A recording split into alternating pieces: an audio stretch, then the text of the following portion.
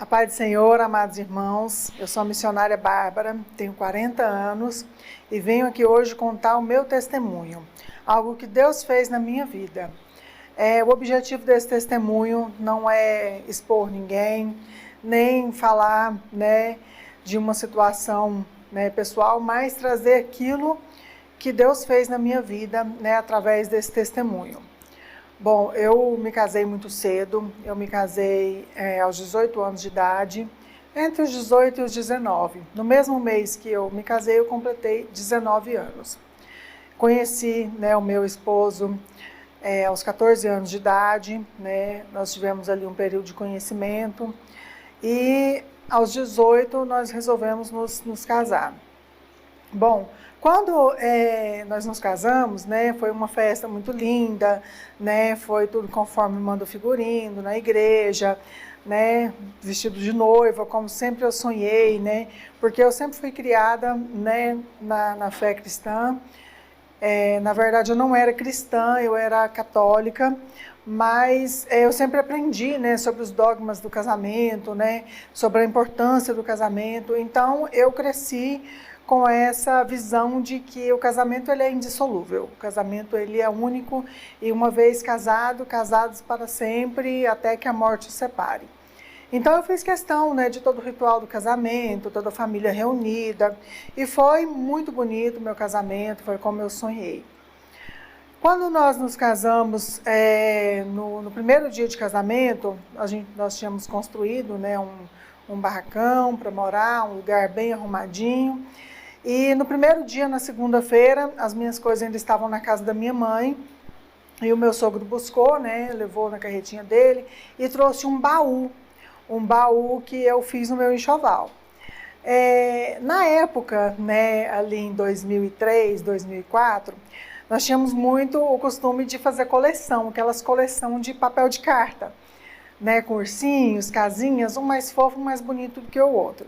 E também tinha muito nessa época, surgiu muito aqueles cartões musicais, cartões que a gente abria e tinha ali um desenho, tinha uma música, e a gente presenteava amigos, amigas, nós comprávamos assim para coleção, a gente se presenteava.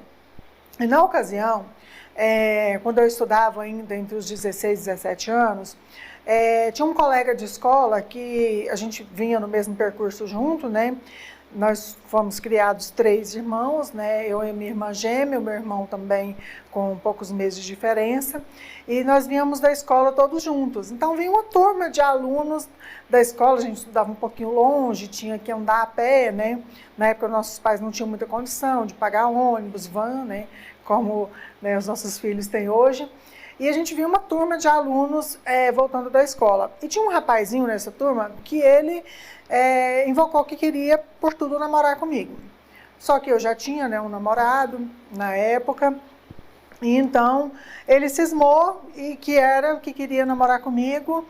E ficou fazendo, chorando, fazendo chantagens, falando, se você não namorar comigo eu vou pular dessa ponte, se você não namorar comigo eu vou fazer uma besteira. E acabou que esse menino, acho que ele talvez tinha alguma ideia a mais e acabou falando no colégio que nós éramos namorados. Mas aconteceu que esse assunto chegou até o meu namorado através de colegas da escola, de vizinhos, e nós terminamos o namoro. Na ocasião a gente terminou e passou alguns meses, depois nós reatamos o namoro, não falamos sobre esse acontecimento, eu acreditei ali que eu dei a minha versão, contei os meus fatos, e acreditei ali que ele tinha entendido, e retomamos o namoro, e aí depois de algum tempo nós decidimos nos casar. Então, quando nós nos casamos, que eu levei esse baú para minha casa, dentro desse baú que continha o meu enxoval, estava a pasta, eu lembro como se fosse hoje uma pasta lilás, com o catálogo de papéis de carta e os cartões musicais. E eu estava ali na minha cozinha, arrumando ali os 17 jogos de sobremesa que eu tinha ganhado, porque na época a gente ganhava muito presente. E eu arrumando ali tudo na minha cozinha, tudo novinho, tudo arrumadinho. E de repente ele chegou e já com uma voz estranha, e falou: o que é isso daqui? E quando eu olhei para ele, ele estava com essa pasta na mão. E veio aquela sensação de calafrio, de frio, um frio que desce, um calor que sobe. Eu sabia o que continha ali, mas não tinha nada a ver, era apenas recordações minhas, de escola. Já tinham se passado 2 anos desses papéis de carta, desses cartões guardados, e eu nem tinha dado por fé que eles estavam dentro ali do meu baú. E eu comecei a explicar, que eram coleções, tudo, e ele ficou totalmente transtornado.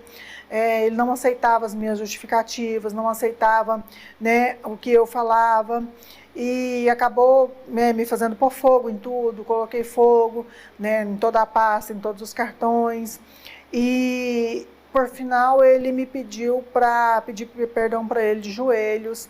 E eu, ali naquele momento, eu não entendi aquilo como um abuso. Eu entendi aquilo como, nossa, acabou de se casar, eu me senti culpada. Na ocasião, eu me senti culpada por aquela pasta estar ali, por estar trazendo ali no nosso primeiro dia de casamento, algo tão ruim.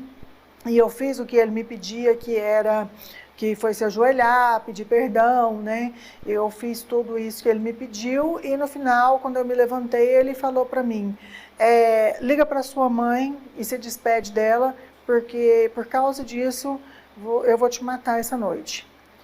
E eu falei: não, eu não vou ligar para minha mãe, você tá fazendo isso só para me torturar, só para me fazer sentir culpada. E eu entendi ali que ele estava fazendo aquilo mais como uma forma de me punir, não como uma verdadeira ameaça. E fomos dormir, e naquela noite, na nossa primeira noite de casado, ele colocou uma faca debaixo do colchão. E a nossa primeira noite de casados foi com uma ameaça de morte e uma faca embaixo do colchão. Deveria ter me separado naquele momento? Sim.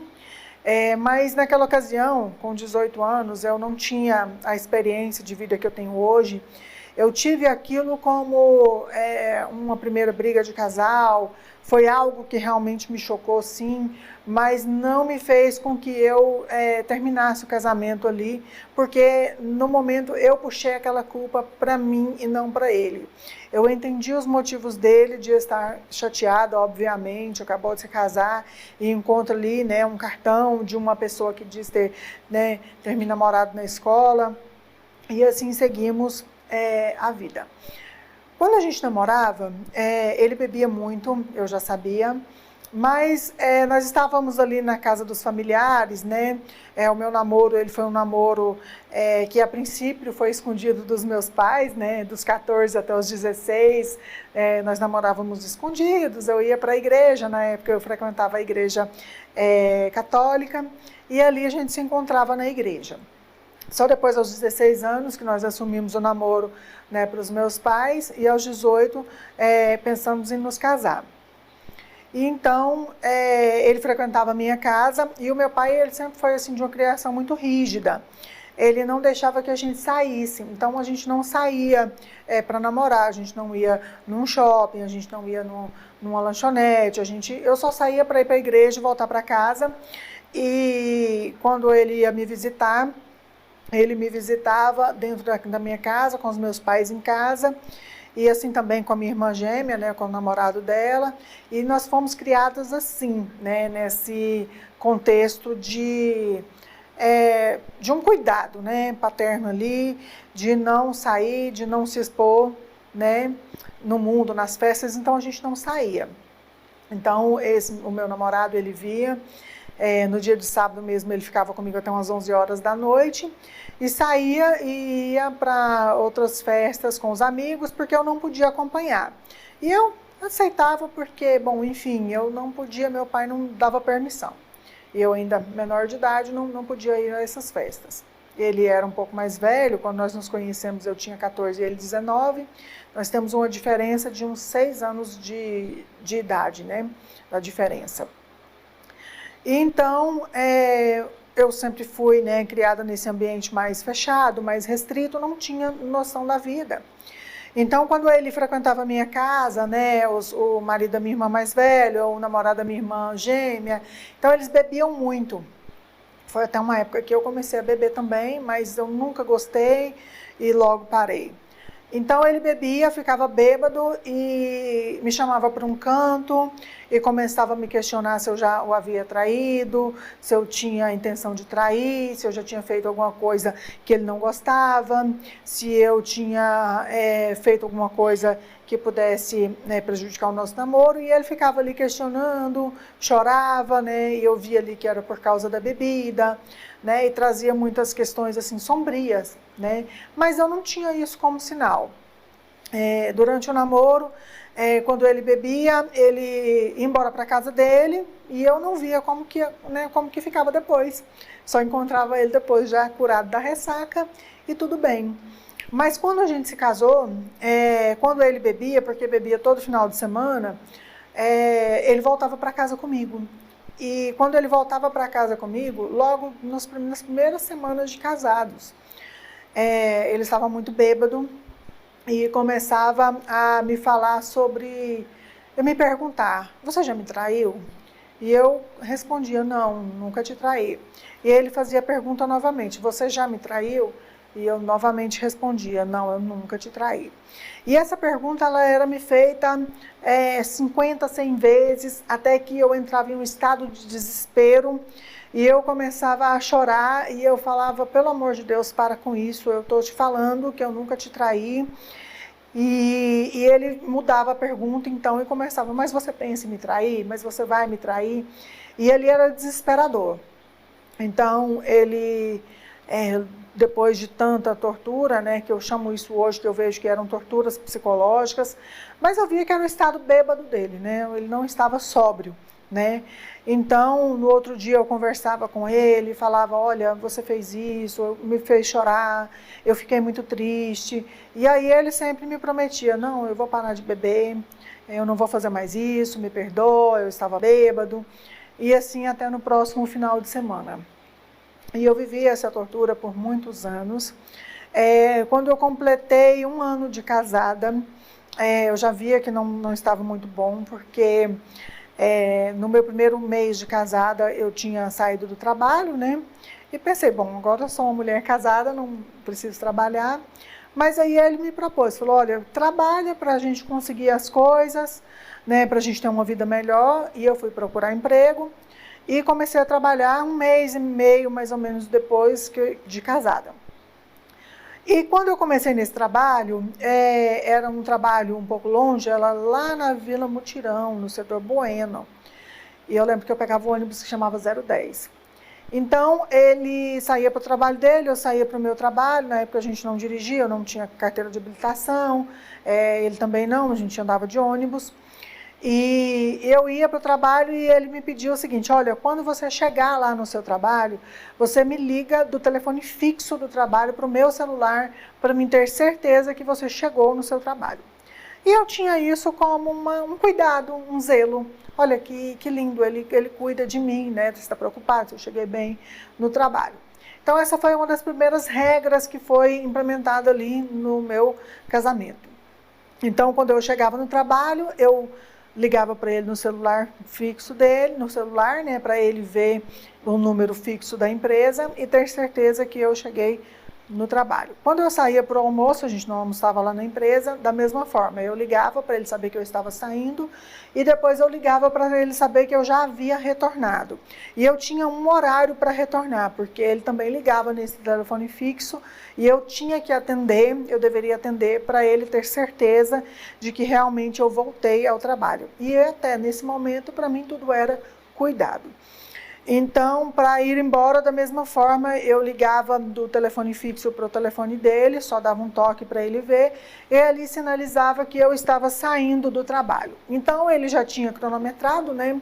Já tinha mais ou menos um tempo que eu chegava, mais ou menos o ônibus que parava no ponto, e ele ia me buscar de bicicleta, me lembro, né? Era um pouquinho longe o ponto, e ele ia me buscar nesse ponto. Então, teve algumas ocasiões que ônibus muito cheio, então eu deixei o ônibus, não consegui entrar, peguei o ônibus que veio na sequência e atrasei ele 5 minutos. Esses 5 minutos, eles são muito fixos na minha cabeça, porque eu me lembro exatamente de eu questionar, mas são 5 minutos de atraso.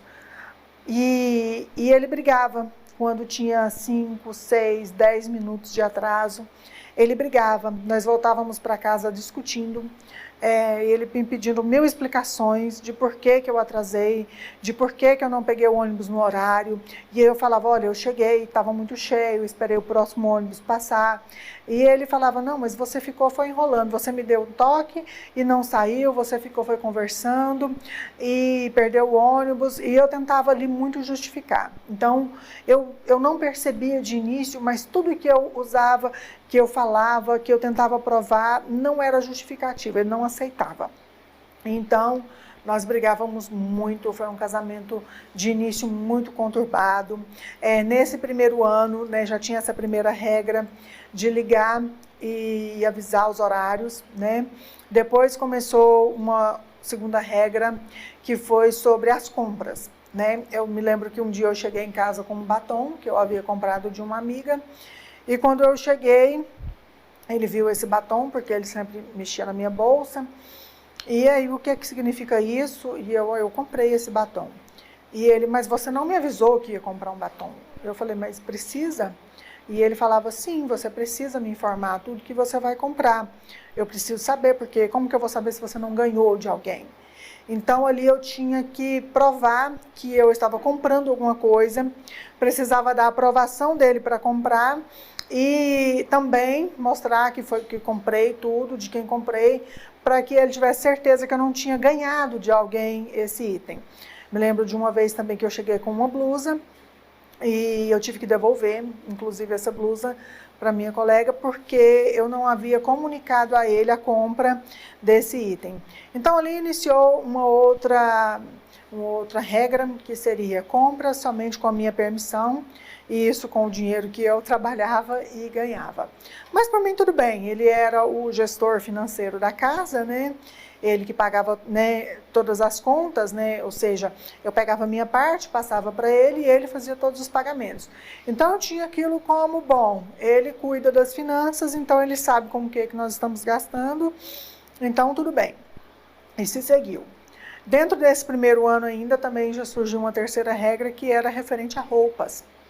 Então, algumas roupas eu não poderia usar, por exemplo, blusas de alça, eu não poderia usar calça muito justa, eu não poderia usar blusas com decote, vestidos somente abaixo do joelho, saias somente abaixo do joelho, e todas essas roupas eram passadas, do que eu falo assim, no crivo da lei. Eu tinha que me posicionar em frente a uma porta, né, abrir, né, as pernas para que ele visse se ali na passagem de luz entre a roupa, né, não deixava transparência. Eu tinha que me abaixar para ver se quando eu me abaixasse não mostrava o decote, né, não abaixava. Então, todas as minhas roupas passavam por esse crivo. E teve ocasião até de eu vestir uma roupa para sair e ele não aprovar. E eu, claro, né, na época muito nova, uma mulher até insensata, né, eu rasguei essa blusa no meu corpo de raiva, porque eu, de certa forma, eu tentava me adequar a ele, mas tinha coisas que iam contra ali a minha vontade. Então eu reagia, eu questionava, né? Eu tinha os meus momentos de raiva, de fúria, eu brigava, né? Eu não vou dizer que eu também não tinha ali, né, minhas parcelas de culpa também nas discussões, mas era uma reação frente a algo que me feria. Então, nessa ocasião eu rasguei essa blusa, pus fogo, e ali virou uma discussão, a gente que ia sair acabou não saindo, né? Na ocasião nós íamos para a casa da minha mãe, e a gente não saía muito, né? Quando nós nos casamos, que eu falei, bom, eu vou me casar para poder sair, né? Como eu fui criada nesse ambiente muito restrito, né, de não poder sair, não poder passear, falei, bom, vou me casar, que assim eu posso sair, passear com meu marido para onde eu quiser, né? Mas não foi assim que aconteceu, infelizmente. Nós ficávamos mais em casa, nós só íamos para a casa de parentes, né, reuniões familiares que tinha muito, né, constante, quase todo final de semana, do qual tinha muita bebida. Mas sair para passear, ir a um shopping, né, ir nas festas que ele ia, quando nós ainda namorávamos, eu pensava, quando a gente casar, eu vou poder ir a essas festas. Até tinha uma casa de show perto de onde a gente morava, que ele ia muito, quase todo final de semana. E quando a gente se casou, que eu falei, bom, vamos, né, para a casa de show, ele falou, não, lá não é ambiente para mulher casada. E outras desculpas que ele utilizava nós não temos uma condução, nós vamos de ônibus, é perigoso, depois fica tarde, a gente vai voltar andando, é perigoso. Então, tudo isso eu tinha como cuidados, né, como proteção, como cuidado, e fui deixando e fui tentando me adequar, né, à vida de casada, né, fui tentando me adequar às regras dele, né, então as roupas, algumas ocasiões que a gente ia sair, eu falava, olha, escolhe você a minha roupa, porque tudo que eu coloco não tá bom. E era assim, eu colocava uma roupa e ele, não, isso não tá bom, tá se mostrando demais, tá chamando atenção. E eu trocava, então às vezes eu sugeria para ele até, em alguns momentos, né, com raiva, eu falava, então você escolhe a minha roupa, né? E também eu falava, então você vai fazer o seguinte, você vai comprar então as minhas roupas do jeito que você quer. Na ocasião eu até usava um termo que eu falava para ele, você quer que eu use burca? Compra uma burca para mim que eu vou usar essa burca, né?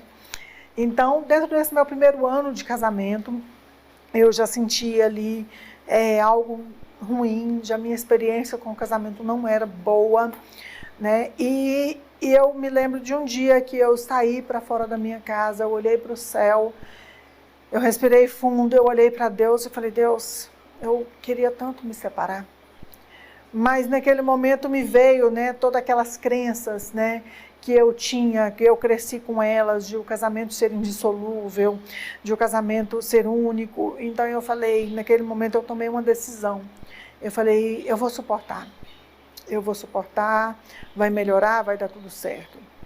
No nosso segundo ano de casamento, ele quis ter filhos, eu não queria ainda, eu estava com 19 para 20 anos, estava muito nova, né? Eu tinha muito o objetivo de estudar, eu sempre gostei muito de estudar, já havia concluído o ensino médio e o meu grande sonho era estudar direito.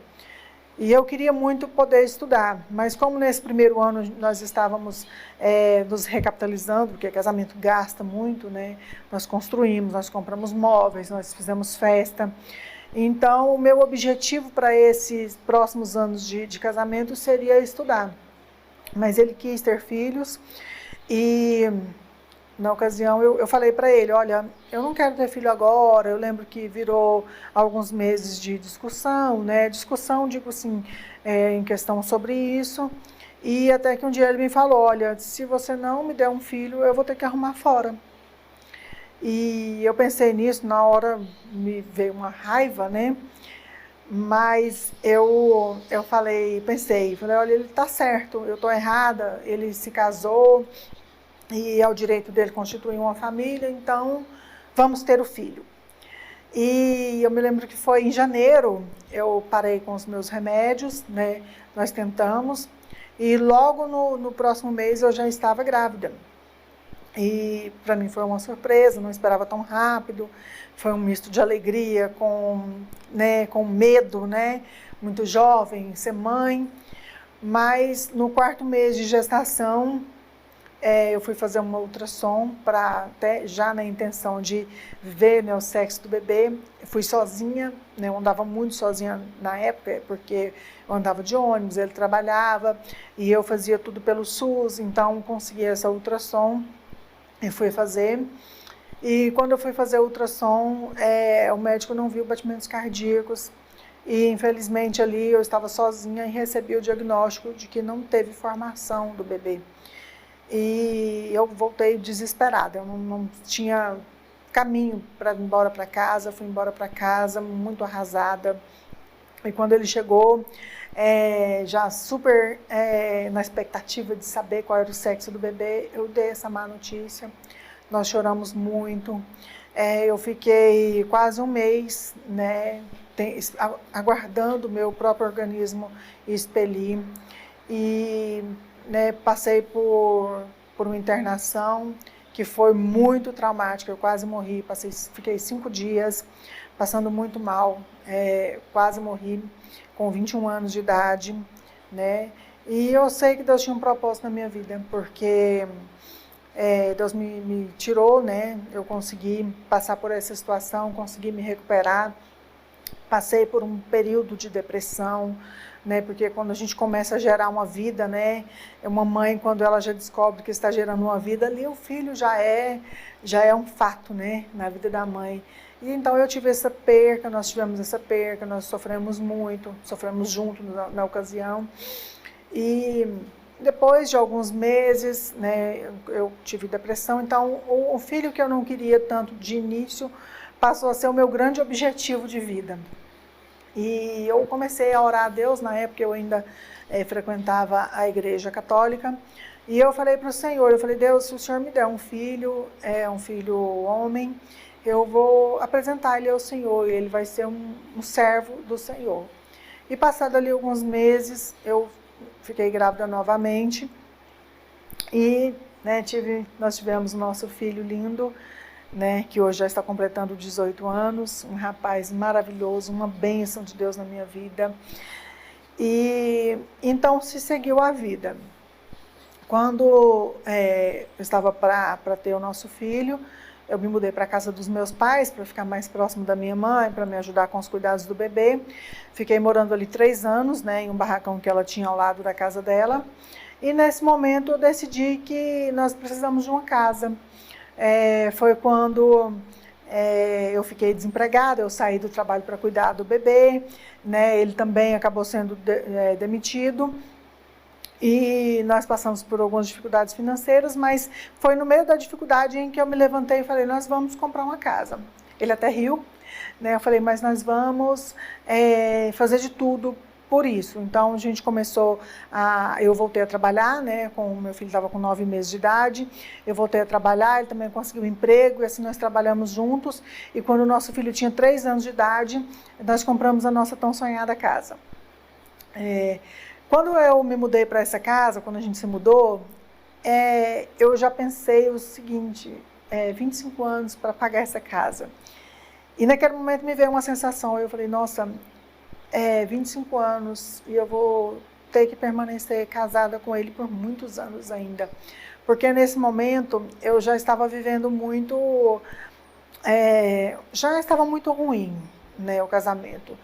Nunca foi um mar de rosas, mas nós tínhamos brigas muito frequentes, né, a questão da bebida afetava muito, bebia muito, né, vinha as torturas psicológicas, né, e naquele momento, eu falei, quando a gente comprou essa casa, eu falei, nossa, eu não podia ter feito um vínculo com ele agora, porque o meu objetivo, a minha vontade era separar. Naquele momento, eu me voltei muito para o meu filho, né, e nós tivemos muitos problemas, muitas dificuldades no casamento.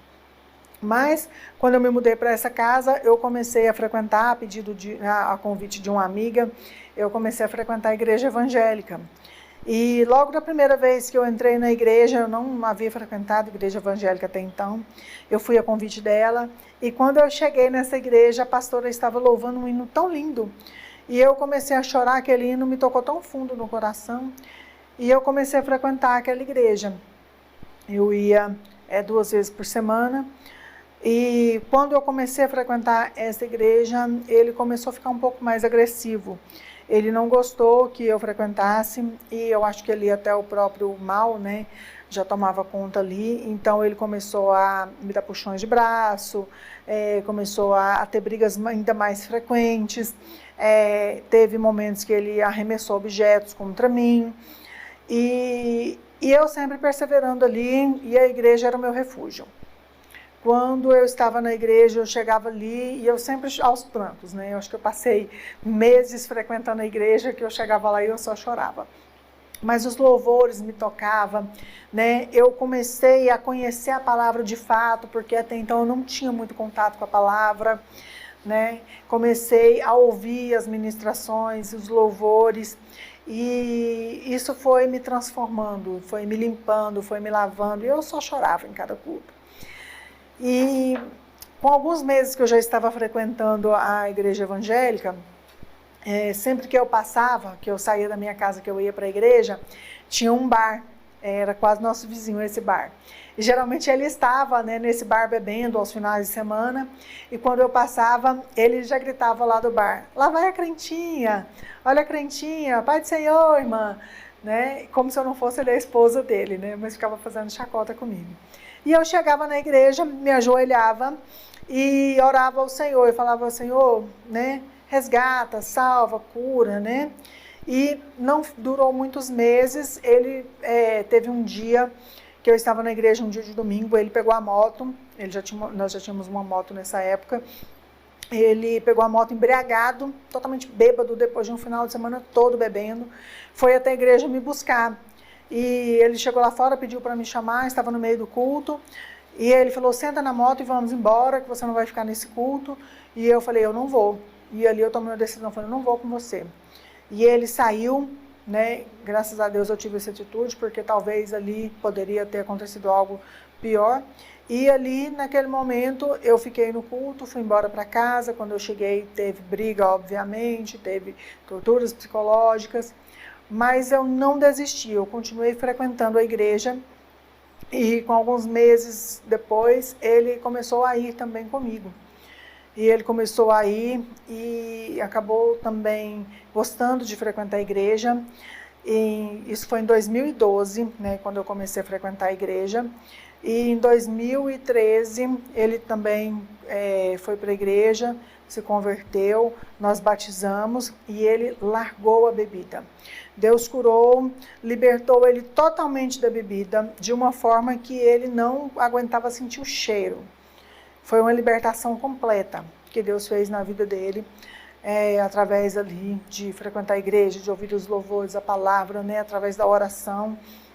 E ele deixou a bebida e nunca mais conseguiu pôr na boca, porque ele não aguentava, ele tinha ânsia de vômito quando ele sentia. Até nós paramos de frequentar, né, a casa da família, tudo, porque lá tinha muita bebida e ele não aguentava o cheiro. Então, nós começamos a viver essa vida cristã, mas infelizmente tudo aquilo que ele fazia, colocando a culpa na bebida, que era os abusos, as torturas psicológicas, ele começou a fazer de forma sã.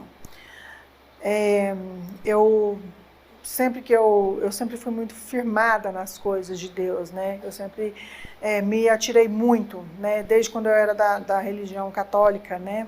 Eu estudava muito as coisas de Deus, né? Fiz seminários, fui professora de catequese, né? Fiz todos os ritos da igreja.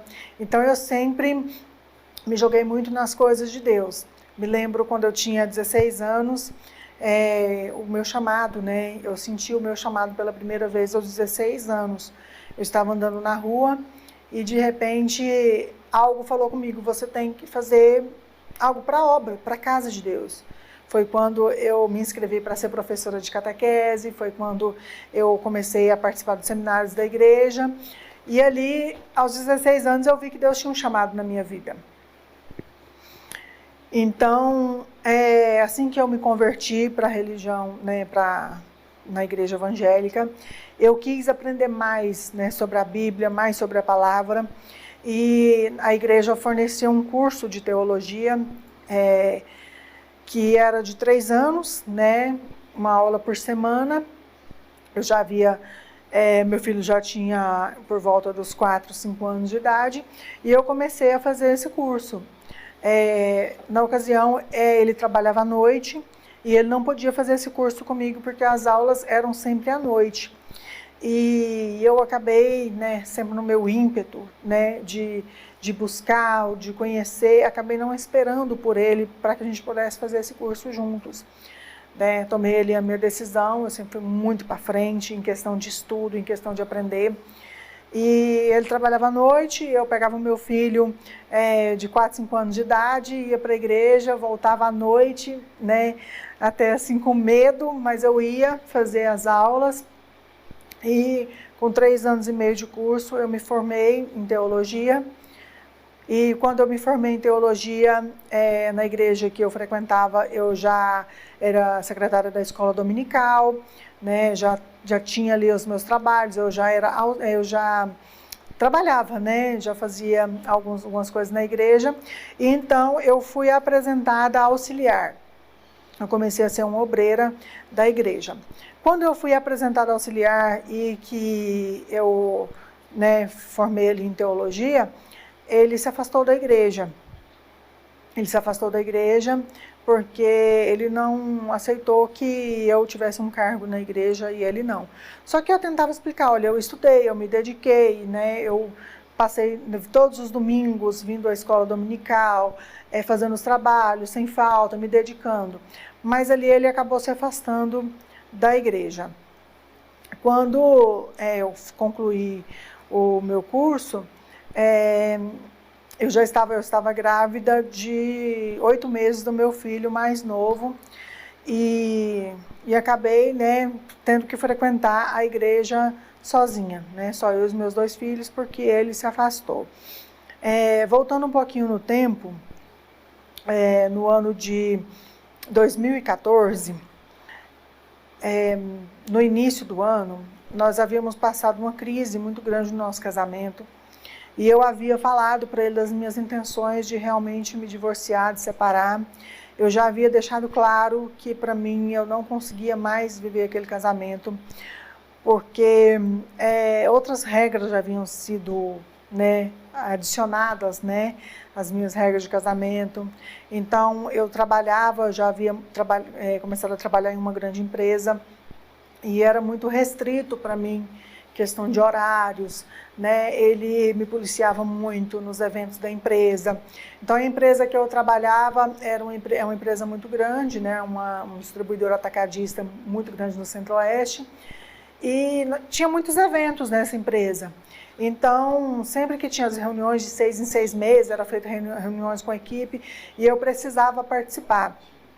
Então ele sempre brigava, sempre nós entrávamos em discussão, sempre tinha problemas, né? Então ali naquele momento do meu casamento eu já estava muito cansada, né? Eu já havia até comentado com algumas pessoas da família, inclusive dele, que eu tinha a intenção de me separar porque as torturas psicológicas, né? Vamos dizer, todo o monitoramento que ele fazia em cerca de mim, as desconfianças, né? Ele tinha muitas desconfianças, então, se eu chegasse em casa um pouco mais atrasada, já tinha brigas, né? Ele sempre me ligava no meu ambiente de trabalho, ele sempre fazia com que eu fizesse ligações no meu ambiente de trabalho, para que ele tivesse certeza que eu estava lá. Eu já não podia também sair em horário de almoço, porque nessa empresa que eu estava, servia o almoço lá. E também eu não podia sair para almoçar com os colegas de trabalho, né? Em uma grande empresa sempre tem aquelas reuniões, aniversário, né? Vamos sair para almoçar fora, confraternização, vamos sair para almoçar fora, e eu nunca podia participar.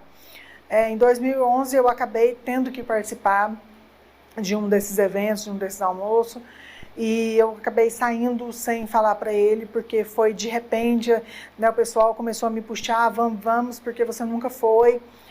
E ele teve aquilo como algo muito ruim, como uma traição, porque eu fui sem avisar.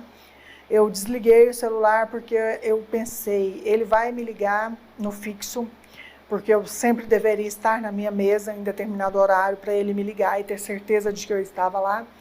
Mas como eu saí, eu falei, ele vai me ligar no fixo, não vai conseguir falar comigo, então ele vai me ligar no celular e eu vou estar, né, no meio dessa reunião, né, dessa confraternização, e se eu falar que eu estou almoçando fora, ele vai ficar me ligando, e ali eu vou ficar super constrangida no meio das pessoas e vou deixar transparecer, né? E eu tentava muito esconder, né, essa minha vida, eu tinha vergonha, né, de ser tão restrita, de ser tão impedida de tantas coisas. Eu, nessa ocasião, já tinha muita vergonha e tentava ali levar a minha vida, né, corporativa normalmente. Então, sempre que tinha esses almoços, eu inventava desculpas. Ah, não, tenho que ir em casa ver meu filho, não tenho que adiantar um relatório, hoje não vai ser possível porque eu vou almoçar, né, com meu esposo. E eu sempre inventava alguma desculpa, mas nessa ocasião não teve como, porque as desculpas já haviam se esgotado. E eles fizeram questão que eu fosse, porque eu já estava há muito tempo no departamento e nunca tinha participado, né? E desliguei o celular e fui. Mas ele ligou no meu telefone fixo, não me encontrou. Ligou no telefone de outros colegas que ele sabia, não encontrou ninguém na sala. Então ele ligou no telefone de uma outra colega de trabalho minha, que para ela era tido como normal, né? A empresa, o departamento, sair para almoçar fora, e ela respondeu naturalmente para ele: olha, a Bárbara não está. Eles saíram todos do departamento para uma confraternização. E aí, quando eu voltei para a empresa, o telefone estava tocando muito, eu atendi meu telefone, já era ele, e ele já me ligou no celular, pediu que eu ligasse o celular, eu liguei o celular, já fui para o banheiro da empresa, e ele, já muito bravo, muito, né, alterado, começou a me ofender, começou a me questionar, e eu tentava dar todas as minhas justificativas, mas ele não aceitava. Na ocasião, ele falou que ia comprar uma arma, que eu ia chegar em casa, que dessa vez eu ia ver, que dessa vez eu ia pagar por isso que eu tinha feito, que eu tinha traído ele, e uma série de coisas, e começou a me perguntar com quem que eu fui, no carro de quem que eu fui, ao lado de quem que eu sentei, e foi um interrogatório que eu não conseguia voltar para a minha sala de trabalho, e eu falava para ele: olha, me deixa voltar, eu estou em horário de trabalho, e ele falava para mim: se você voltar, eu vou ligar para o seu chefe. E eu vou falar para ele nunca mais levar você para almoçar fora, para nunca mais fazer isso, e eu vou fazer ele te demitir. E ali eu fiquei por mais de horas tentando contornar a situação com ele dentro do banheiro da empresa, até que eu voltei, né, alterada, né, assim, muito abatida, né, emocionalmente por tudo isso. Concluí o meu dia de trabalho, fui embora para casa, e lá outra discussão, né, que ele nunca aceitou esse fato, e considerou ali como se eu tivesse causado, como se eu tivesse traído ele por ter ido almoçar com os colegas de trabalho. E então o cerco se fechou ainda mais, então ali eu fui totalmente restrita a sair mais ainda, e também eu não podia ir na sorveteria que tinha ao lado também no posto. Então, se eu tivesse que sair da empresa, só com a permissão dele, e muitas das vezes ele não permitia. Então, eu tinha essa regra no meu casamento, e fora isso também o uso de maquiagens, né, o uso de algumas roupas e tudo. Então, quando em 2013, no final de 2013, eu já estava muito desgastada com esse casamento, eu já tinha tomado uma decisão de que eu iria realmente pôr fim nisso, porque para mim estava sendo muito traumático. É um casamento muito conturbado, com uma série de regras, aquela sensação de pisar em ovos, né? Então eu sempre, no início, eu tentava me adequar às regras dele, mas novas regras surgiam. Coisas que eu fazia, surgiam regras. Um exemplo, nos dias de sábado que eu não trabalhava, eu ia para a casa da minha mãe, me reuni com as minhas irmãs para conversar. E eu tinha ali uma regra que eu só poderia ficar ali até as 3 horas da tarde. Não importava se a gente estava fazendo alguma coisa, a gente sempre gostava de nos reunir para conversar, para fazer alguma comida, né, para fazer pamonha, para fazer bolo, né? E dava as 3 horas da tarde e eu tinha que ir embora, porque ele chegava às 3h30 em casa, e se ele chegasse em casa e eu não estivesse, já fechava a cara, já me maltratava, já o final de semana já se acabava. Então, quando eu chegava na casa da minha mãe, eu sempre avisava: eu estou indo para a casa da minha mãe, saía, avisava. E se eu deixasse o celular para lá, às vezes estava conversando com as minhas irmãs, rindo, me distraindo, ele começava a ligar no celular da minha mãe, da minha outra irmã, para perguntar se eu realmente estava lá. E todos confirmavam: sim, ela está aqui. E para elas, né, elas não entendiam, eu acho, a gravidade da situação. E dava 3 horas da tarde, eu começava a ficar alterada, eu começava a ficar ansiosa, eu começava a ficar nervosa, eu começava a chamar meu filho, arruma suas coisas e vamos embora. Às vezes o menino estava na piscina brincando, eu tinha que tirar ele correndo, me arrumar correndo e saía para chegar em casa antes das 3h30, porque se eu chegasse depois dele, a briga estava armada. Então, esse tipo de regras, esse tipo de coisa foi surgindo muito no meu casamento e eu já estava muito cansada disso. Foi em 2013, eu falei que eu não queria mais, que eu queria dar fim nesse casamento e ele acabou pedindo mais uma chance, falando que ia mudar, que realmente, que tinha errado, mas que eu precisava ajudar ele, porque ele realmente era assim, ele era muito inseguro e dependia muito de mim, né? Então, sempre que a gente conversava sobre ele mudar, né, sobre melhorar as atitudes, ele falava, olha, eu vou mudar, mas eu preciso de você, eu preciso que você me deixe seguro, algumas coisas me deixam inseguro, então, assim, se você me dá segurança, se você me deixar seguro, eu não vou ter essas reações. Então, eu sempre tentava me adequar a ele, tentava não fazer as coisas que desagradavam, né? Tentava ali, busquei ajuda, inclusive pastoral, busquei ajuda com pessoas da igreja, né? Para me ajudar nisso, né? Tive vários conselhos, né? Alguns dos conselhos eram, é simples o seu problema, é só você não fazer o que ele não gosta. E eu tinha muito esses conselhos. E eu tentava seguir, tentava me adequar à rotina dele, né? Me adequar a tudo que ele me impunha. Mas vai indo, né? Em um determinado momento a gente vai se cansando. Então, quando eu falei que eu queria realmente divórcio, que eu realmente queria separar, ele teve um período que ele melhorou. Ele parou de monitorar, parou de exigir, falou que ia melhorar.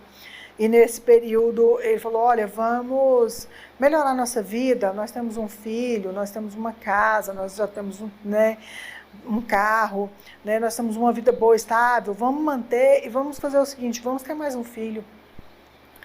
E eu vou melhorar e tudo.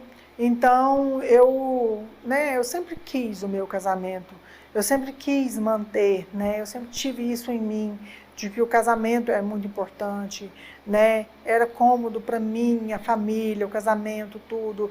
E eu falei, tudo bem, vamos tentar então, vamos melhorar, vamos começar do zero, né? E fizemos até aliança de novo, né? Eu havia perdido a minha aliança, né? Com 4 meses de casamento, fizemos aliança, tudo. E decidimos ter mais um filho. Foi no início do ano, em janeiro. Eu parei novamente com os meus remédios. E quando foi no mês de fevereiro de 2014, a empresa que eu trabalhava comprou, né, para alguns funcionários da empresa um ingresso, uma entrada para um grande evento de vendas que tem no centro de convenções, não sei se até hoje tem, mas na época tinha, era um evento muito bem conceituado, muito movimentado, e eles compraram apenas para algumas pessoas da empresa. E eu era uma dessas pessoas, porque eu estava em um departamento comercial, né, já estava ali desenvolvendo, né, um cargo muito importante. E fui participar, né, fui convidada a participar desse evento. Na época o ingresso era na faixa acho que de 120, 140 reais, era um valor considerável. E eu fui convidada a participar desse evento. E passei uma semana ali tentando contar para ele que eu iria participar desse evento. Né? Contei no início, esperei um momento que ele estava melhor, né? E contei para ele que a empresa me convidou a participar desse evento, mas algumas outras pessoas da empresa iriam estar junto, né? Era aqui mesmo em Goiânia. E a semana inteira ficou uma semana estranha. Ele começou a ficar muito calado, mal falava, mal olhava na minha cara, e eu tentando ali fazer as minhas coisas, conversar, e ele mal me respondia, quando respondia era com má resposta, e ficou ali naquele período de tensão, né, uma tensão no ar. Quando foi nas vésperas desse evento, ele era um evento que durava o dia todo, eu teria que sair muito cedo, às 5h30 da manhã, para chegar lá, pegar um bom lugar, né, era um evento que ia até às 6 da tarde, E ele começou às 8 horas da noite a me questionar sobre esse evento. E ele começou a perguntar, você vai com quem? E eu explicava, vou de ônibus, né? E você vai, quem que vai da empresa? Falei toda a lista de pessoas que ia na empresa, né? Iam homens, iam mulheres. E ele falou, mas você vai ficar perto de quem? Aí eu sempre falava, eu vou ficar perto das minhas amigas, né? Falava o nome delas.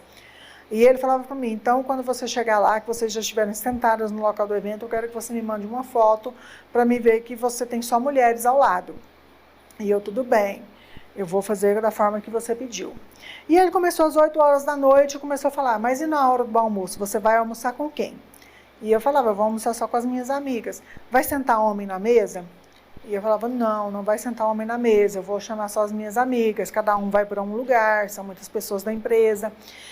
E ele começou a fazer as mesmas perguntas repetidamente, começou às 8 horas da noite e foi até 11, meia-noite, eu me preparando.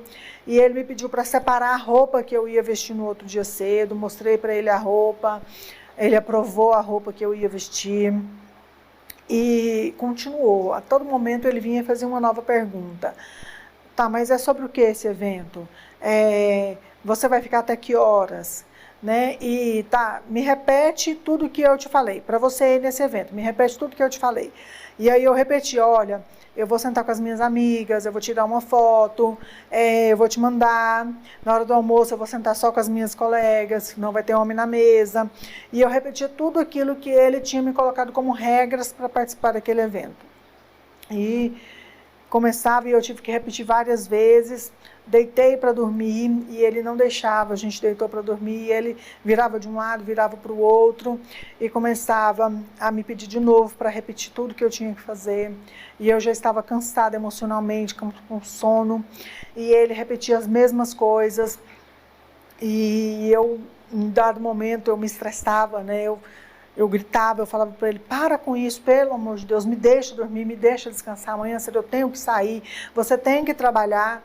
E ele não parava, até que um momento eu me levantei da cama no escuro mesmo, peguei uma coberta, me enrolei, fui para o quarto do meu filho, eu não deitei na cama do meu filho, eu me coloquei debaixo da cama dele, eu entrei debaixo da cama do meu filho, na tentativa de me esconder dele, daquela tortura psicológica, daquela coisa exaustiva que ele me impunha.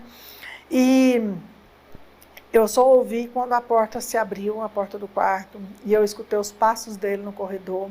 E ali para mim era como um filme de terror, quando a gente está escondido e vem um monstro.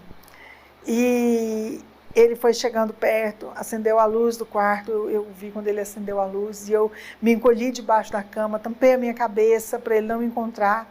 E ele se abaixou e falou assim, o que é que você está fazendo aí? Naquele momento eu tive um surto de pânico, de medo, como se um monstro tivesse me encontrado.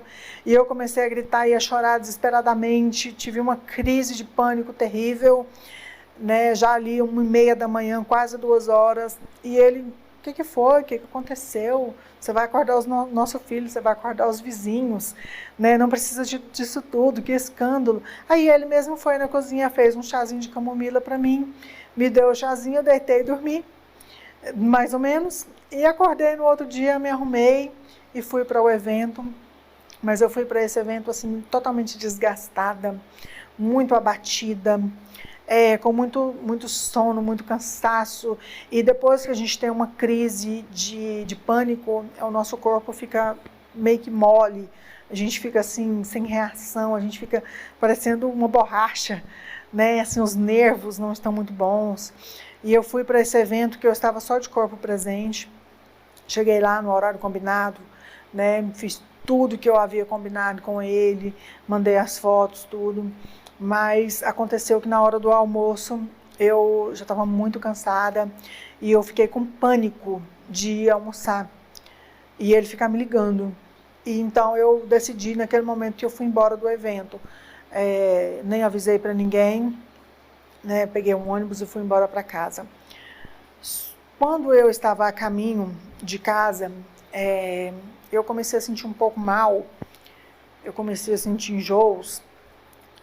Eu acreditei que fosse ali por causa do medo, né, do que eu havia passado na noite anterior, não conseguia, não tinha comido nada, né, estava assim, nervosa, né, alterada, e eu comecei a sentir mal, enjoos, né, e me veio na mente, será que eu estou grávida? E eu cheguei em casa, deitei, tentei dormir um pouco, peguei o meu celular e fui pesquisar, porque o que aconteceu na noite anterior foi algo muito marcante e que me deu um start. Eu pensei, alguma coisa está errada, eu preciso pesquisar um pouco os sintomas dele, ou isso que eu estou passando, para ver se isso é normal. Porque até então, em 2014, eu já estava completando 10 anos de casada. Né? Até então, casamento para mim era isso, casamento para mim era assim. E eu nunca tinha parado para pensar que isso não era normal.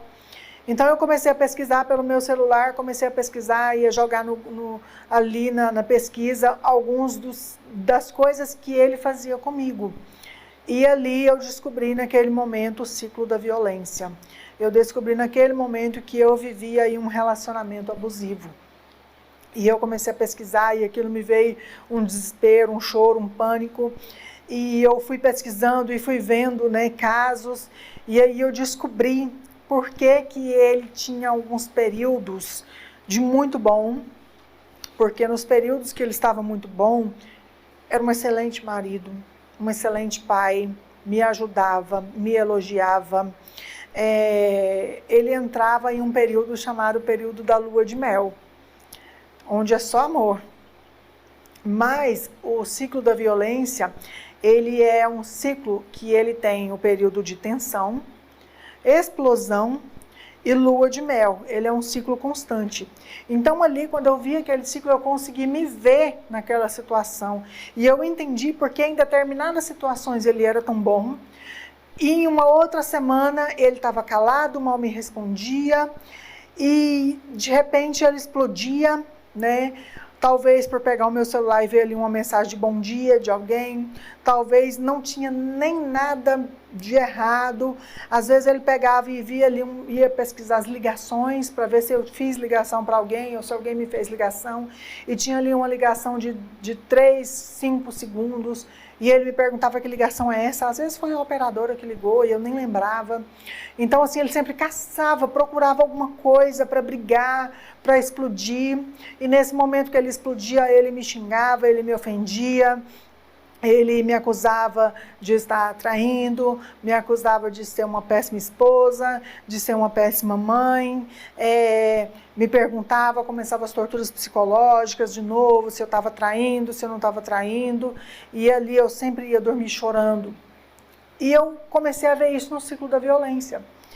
E quando eu li aquilo, os meus olhos se abriram e eu entendi que eu vivia um relacionamento abusivo, e que o que acontecia era o ciclo da violência, depois de 10 anos de casada. Então, mulheres que estão me assistindo, tem coisas no casamento que não são normais. E muitas mulheres permanecem nesse ciclo de violência, em relacionamentos abusivos, primeiro, porque nunca te bateu. Foi o que aconteceu comigo, ele nunca me bateu. Então, a gente entende que a agressão, ela é só quando o homem bate. Quando deixa um olho roxo, quando quebra um braço, quando faz um hematoma. E eu entendia isso, eu falava, nossa, mas ele nunca me bateu, ele é tão bom.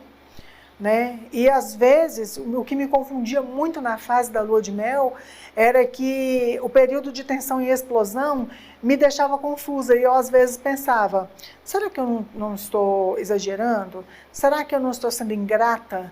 Será que eu estou fabulando tudo isso na minha cabeça?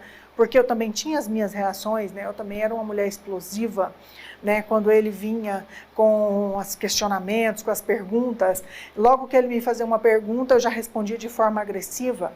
E eu pensava, nossa, eu também não sou flor de cicheira, então eu também tenho que melhorar. Então eu vivi 10 anos assim, sempre trazendo um pouco da culpa para mim e colocando justificativa nas atitudes dele. E o ciclo da violência me abriu o olho sobre isso, né, sobre eu viver um período que me enganava, né, que era um período de lua de mel, e viver um período de tensão, do qual eu não sabia. Eu buscava muito em mim quando ele se fechava, quando ele fazia tratamento de silêncio, quando eu chegava em casa ele mal me recebia. E eu começava a perguntar, o que será que eu fiz? E eu começava a buscar na minha mente, será que eu falei uma coisa que não gostou? Será que tem alguma coisa no meu celular que ele não gostou? Né? Será que alguém falou alguma coisa? E eu começava a tentar buscar em mim a culpa da atitude dele.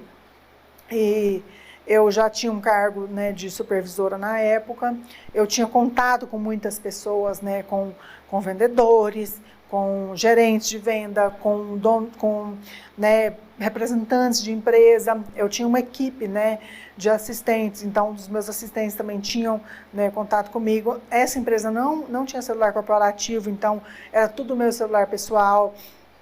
Então ele começou a bloquear contatos, né? Eu ia pesquisar o contato de alguém para mandar uma mensagem, os contatos estavam bloqueados, as pessoas tentavam falar comigo, o contato estava bloqueado. Ele me tirava dos grupos da empresa, né, porque tinha os grupos do departamento e geralmente eu mandava algumas coisas no grupo e eu ia ver, não estava sabendo, e quando eu ia perceber eu não estava no grupo. Ele sempre que eu ia dormir, ele dormia depois de mim, ele pegava o meu celular e bloqueava tudo que ele achava ali que não era devido e me tirava dos grupos. E eu passei a ter que aceitar isso, porque quando eu questionava, ele sempre vinha com uma série de acusações, de que se você está escondendo alguma coisa, por isso que você não quer que eu mexa no seu celular, porque quem não deve não teme. Então eu comecei a aceitar isso. E então eu já vivia tudo isso, e eu vi isso em 2014 no ciclo da violência. Tudo isso que eu passava, os monitoramentos, as restrições, né? Tudo isso está ali em um relacionamento abusivo. Nesse momento eu havia sentido mal, né? E eu havia parado de tomar o meu remédio para não engravidar.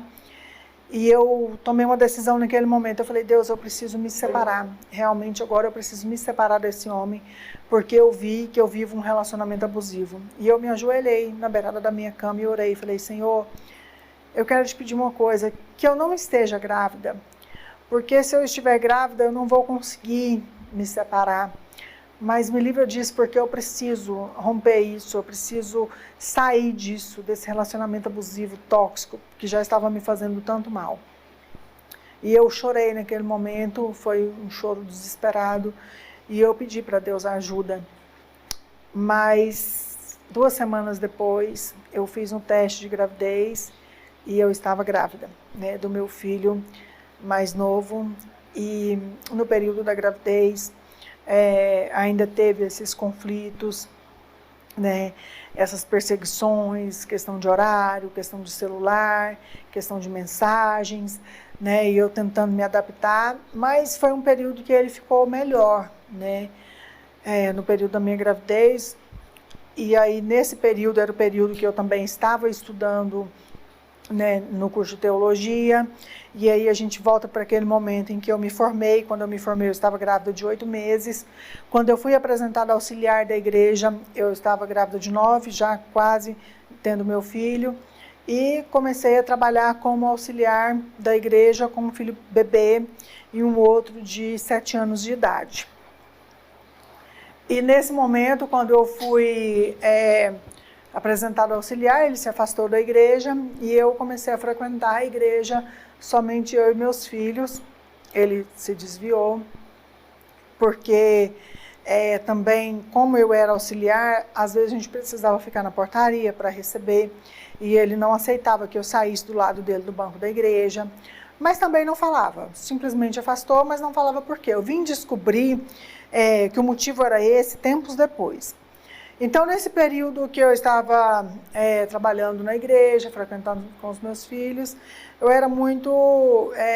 fui muito abandonada na questão de cuidados. Então, ele passou a ser um marido que tudo que eu pedia para ele fazer para mim, ele virava para mim e falava, faz você não é obreira? Faz você, você não é a boa? Faz você, você não é a formada? Então, se eu pedia para ele, olha, pede um pacote de fralda para mim na farmácia, ele me respondia dessa forma: faz você, você não é a boa? Faz você, você não é a tal? Então, começou a ficar muito conturbado esse casamento, muito, muito. E teve até uma ocasião que ele escreveu uma carta, né, também falando de atentar contra a vida dele, né, por causa da nossa situação do casamento, né, e eu até levei essa carta até para minha pastora na época, e eu decidi me afastar dessa igreja. Foi um passo que eu dei para trás, né, para voltar aonde eu tinha deixado meu esposo. Eu saí dessa igreja, fui para uma outra igreja, tentando, né, na tentativa de que ele viesse junto comigo, né, para a igreja. Ele não veio, ele foi comigo, né, um tempo para essa igreja, mas logo depois começou a desanimar e eu voltei novamente para a igreja anterior, continuei os meus trabalhos, mas não deu certo. Ele continuou desviado, né, continuou afastado dos caminhos do Senhor. E então eu tomei essa decisão de sair totalmente, né, dessa igreja, que era uma rede de igrejas, e fui para uma outra que não tinha nada a ver, né, do qual o meu diploma de teologia não era válido, do qual o meu cargo de auxiliar não era válido, e eu fui para o banco. Fiquei 2 anos congregando nessa igreja com ele, meus filhos, e foi um período de muita aprendizagem para mim, foi um período de muito crescimento, foi um período muito bom, mas porém o casamento continuava passando por todas essas dificuldades. Então, em 2017, eu já tinha saído da empresa que eu trabalhava antes, quando meu filho nasceu, retornei 1 ano depois, né, para essa empresa. Em 2017, eu descobri uma traição. É algo muito difícil, muito doloroso, porque o Espírito Santo de Deus, ele fala com a gente, né? Deus revela, né, aos seus servos tudo o que está acontecendo. E eu já estava achando meu casamento muito estranho, mais do que ele já era, né? E eu sempre tinha na minha cabeça, eu sempre pensava o seguinte: olha, como ele é muito sistemático nessa questão de traição, de adultério, eu não acredito que ele possa estar fazendo a mesma coisa, porque ele jamais exigiria de mim uma coisa que ele jamais, né, faria. Então eu tinha na minha cabeça, como que certo, que ele fazia tudo isso, que ele fazia torturas psicológicas, que ele me monitorava, mas que ele não me traía. E um dia eu descendo as escadas da empresa, o Espírito Santo de Deus falou comigo: será que ele faz tudo isso? Não é porque ele faz com você? Porque toda essa perseguição, todo esse monitoramento, todas essas acusações, porque eu era muito acusada de estar no adultério, eu sofria muito dessas acusações, e de repente me deu um start. Eu falei: mas será? E eu fui orar. Eu orei a Deus e falei: Deus, me mostra a verdade, eu quero a verdade. E uma coisa que eu prego e eu explico muito para as pessoas, eu falo muito sobre isso: convém que todos aqueles que servem ao Senhor andem na verdade, andem na luz. E é bom a gente pedir a verdade. Então, assim, eu já tive muitas experiências com relação a isso, sobre orar e pedir a Deus a verdade. Então, eu me ajoelhei e foi umas 2, 3 vezes que eu pedi a verdade. Um dia eu estava na minha cozinha lavando a louça, com foninho no ouvido, ouvindo o hino. E a minha cozinha americana, né, na época era americana, tinha o balcão, dava para ver o sofá do outro lado. E naquele momento, eu no louvor lá, o Espírito Santo de Deus falou para mim: olha para trás. Quando eu olhei para trás, ele estava sentado no sofá com o celular na mão, e naquele momento o Espírito Santo de Deus me revelou tudo o que ele estava fazendo, né, conversando com mulheres, marcando encontros. Eu não vi a tela do celular, mas ali eu tive a convicção pelo Espírito de que algo estava acontecendo. E eu continuei orando, né, a esse sentido, não corri atrás, não busquei, não peguei celular para olhar, só orando a Deus e confiando no Senhor e pedindo a Deus: me traz a verdade. E em 2017, em fevereiro, eu estava na empresa trabalhando, organizando um grande evento que nós estávamos organizando na ocasião, para donos de empresa, né? Um evento para mais de 600 pessoas. Eu estava cuidando da lista de convidados nessa época e desse evento. E muito na correria do dia a dia, chegou uma mensagem no meu celular de um homem, uma foto desenhada, meio que desfigurada, não dava para ver o rosto da pessoa. E ele me pediu o endereço da minha casa. Olha, me dá o endereço da sua casa porque eu quero ir lá bordar um uniforme. Nós tínhamos uma máquina de bordado, né, uma máquina de uma agulha só, a gente fazia alguns trabalhos extras, mais ele que fazia. E eu, muito ocupada, né, com o evento, só deixei o número dele lá e falei para esse moço, olha, entre em contato com ele, que ele vai te dar o endereço e você leva até lá. Nessa ocasião ele estava com o pé quebrado, em janeiro ele tinha quebrado o pé, estava em casa, estava de licença da empresa. E quando foi na hora do almoço, eu desci para almoçar e aí eu fui ver as minhas mensagens, lá estava, daquele mesmo número, vários prints de conversa, vários prints de Facebook, de WhatsApp, né, contendo ali o conteúdo da traição e todas as comprovações. E ali eu tive certeza, né, do adultério. E foi muito traumático para mim nesse período, porque esse homem ele já entrou em contato comigo porque ele queria o endereço da minha casa para ir lá acertar as contas com ele. Ele falava para mim, olha, eu vou lá e eu vou matar o seu marido. E eu falava, por favor, pelo amor de Deus, não faz isso, eu tenho 2 filhos, eu preciso dele, não faz isso.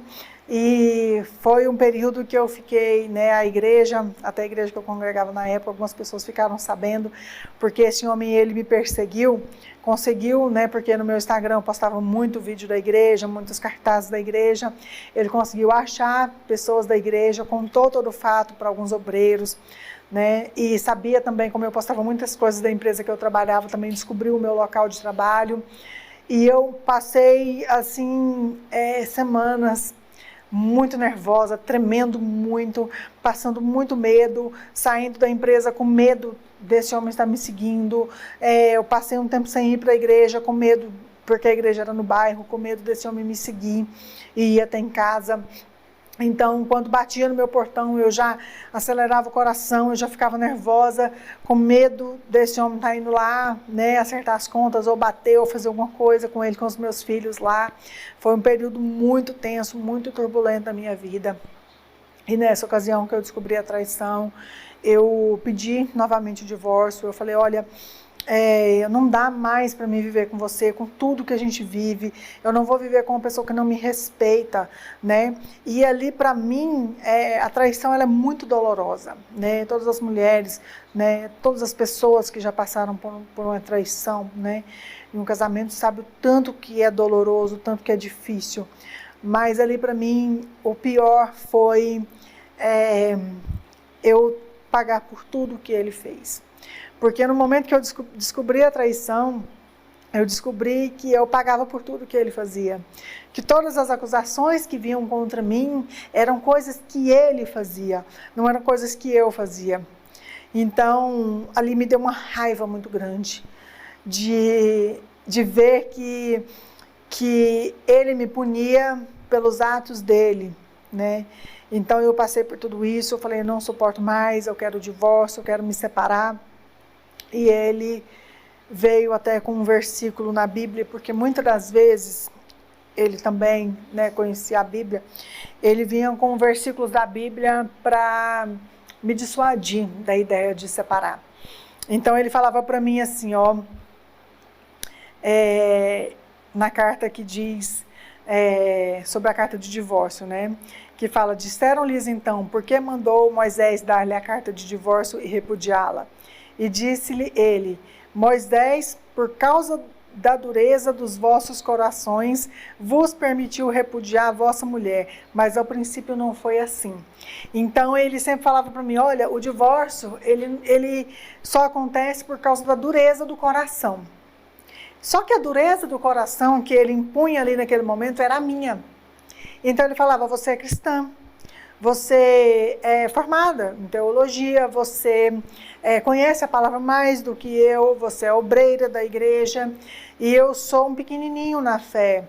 Então eu preciso de você, então eu preciso que você me perdoe, que você não se divorcie de mim, não me deixe porque eu preciso da sua ajuda. E se você fizer isso, você está sendo dura de coração. Então eu permaneci nesse casamento, né, mesmo constatado ali, né, o adultério. Foi um período muito difícil para mim, né, de conseguir superar. Então ele passou um período, vamos supor, de 1 ano. Eu tomei o celular, né, ficou sem celular. Passou um período de 1 ano, sem ter muitas crises, né? Tinha algumas de vez em quando. Então, quando ele vinha me acusar de alguma coisa, eu usava o adultério dele para acusar, né? Então, passou a ser ainda mais turbulento, o casamento ainda mais turbulento. E eu continuei nesse casamento. Em 2018, eu já estava em um cargo muito elevado na minha empresa e eu tinha um trabalho que exigia muito de mim. E ele acabou voltando, né, para o ciclo da violência, tensão, explosão, lua de mel, continuei vivendo isso.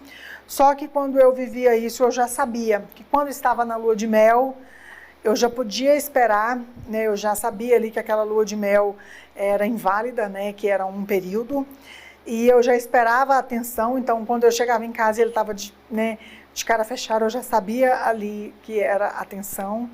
E eu já me preparava para a explosão. Então eu comecei a viver assim, tensão, explosão, lua de mel.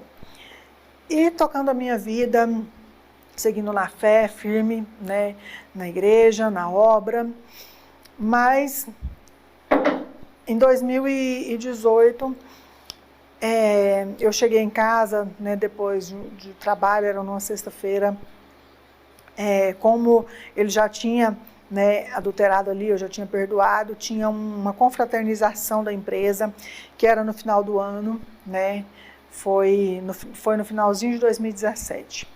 Era no final do ano essa confraternização, e eu pedi permissão para ele, falei, olha, vai ter uma confraternização, vai ser em um local, um restaurante, vai todas as pessoas, tem muitas mulheres na equipe agora, e vai um pastor, que é até um pastor renomado da época, vai dar uma palavra, nós vamos fazer, né, um culto ali, e num restaurante, depois vai ter o almoço, eu gostaria muito de participar.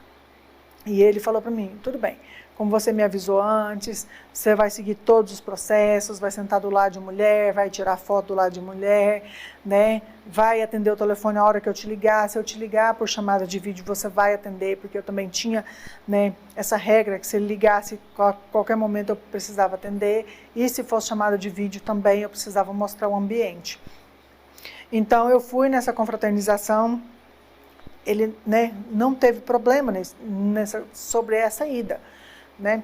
Mas quando eu cheguei em casa à noite, ele pegou o meu celular e ele viu que o meu celular estava no silencioso. E aí ele começou a me questionar, mas por que o seu celular está no silencioso?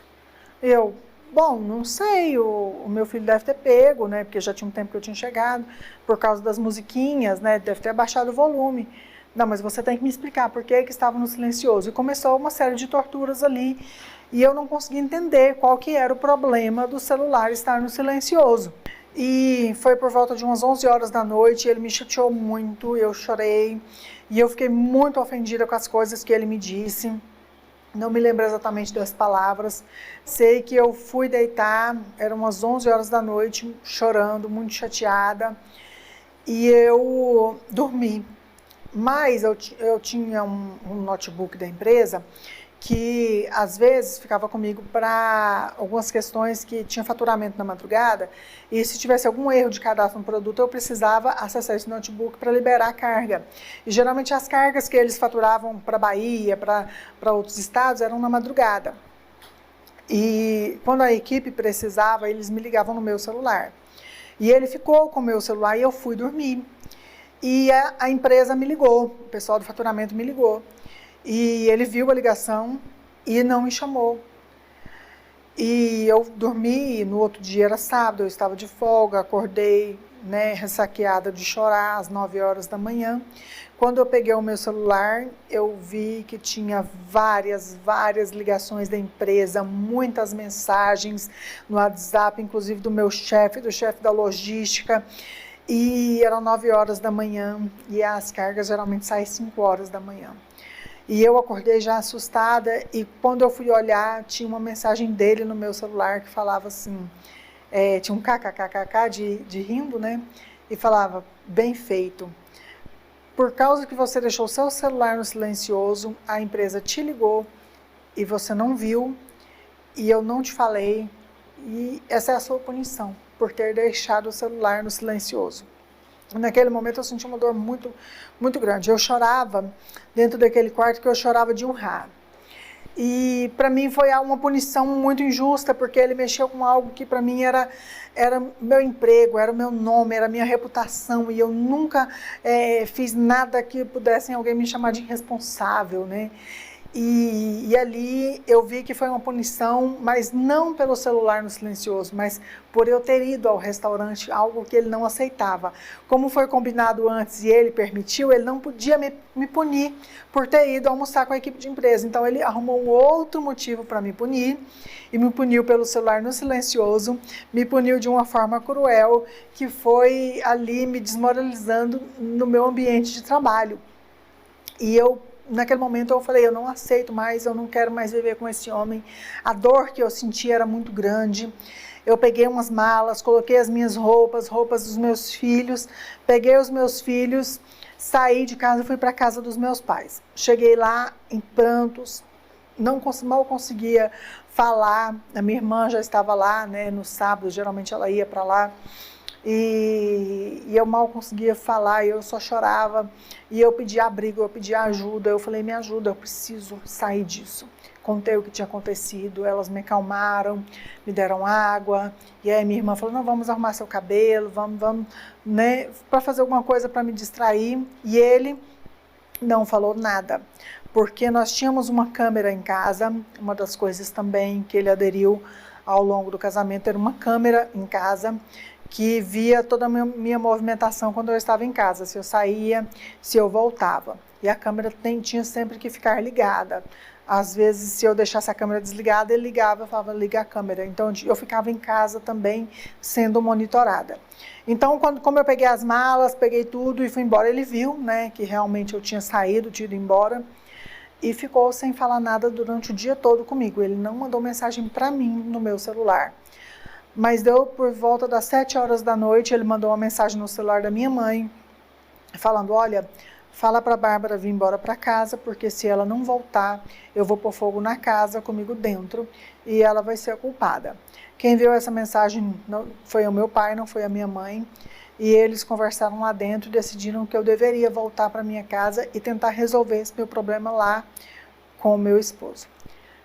Bom, fui obrigada a voltar, voltei para casa. Quando eu cheguei lá, já estava, né, de cara feia, né, e ali me perguntando por que eu fiz aquilo com ele, por que eu deixei ele, e eu expliquei que o que ele tinha feito comigo foi algo, né, terrível, que me feriu muito. E naquele momento eu falei para ele, olha, eu vou te pedir, me deixa ir embora, me deixa sair desse casamento, eu não suporto mais, eu não quero mais viver isso, eu já não tenho mais por que viver isso, me deixa ir embora. E ele falou, não, porque você não vai levar meus filhos. E eu falei, eu deixo os filhos. O meu desespero de sair daquilo era tão grande, a dor emocional que eu sentia era tão grande, que eu deixava, sim, eu deixaria. Eu deixava os filhos. Eu falei para ele, eu deixo os filhos, eu deixo a casa, eu deixo o carro, eu deixo tudo. Eu pego a minha mala com as minhas roupas e saio, só me deixa sair desse casamento.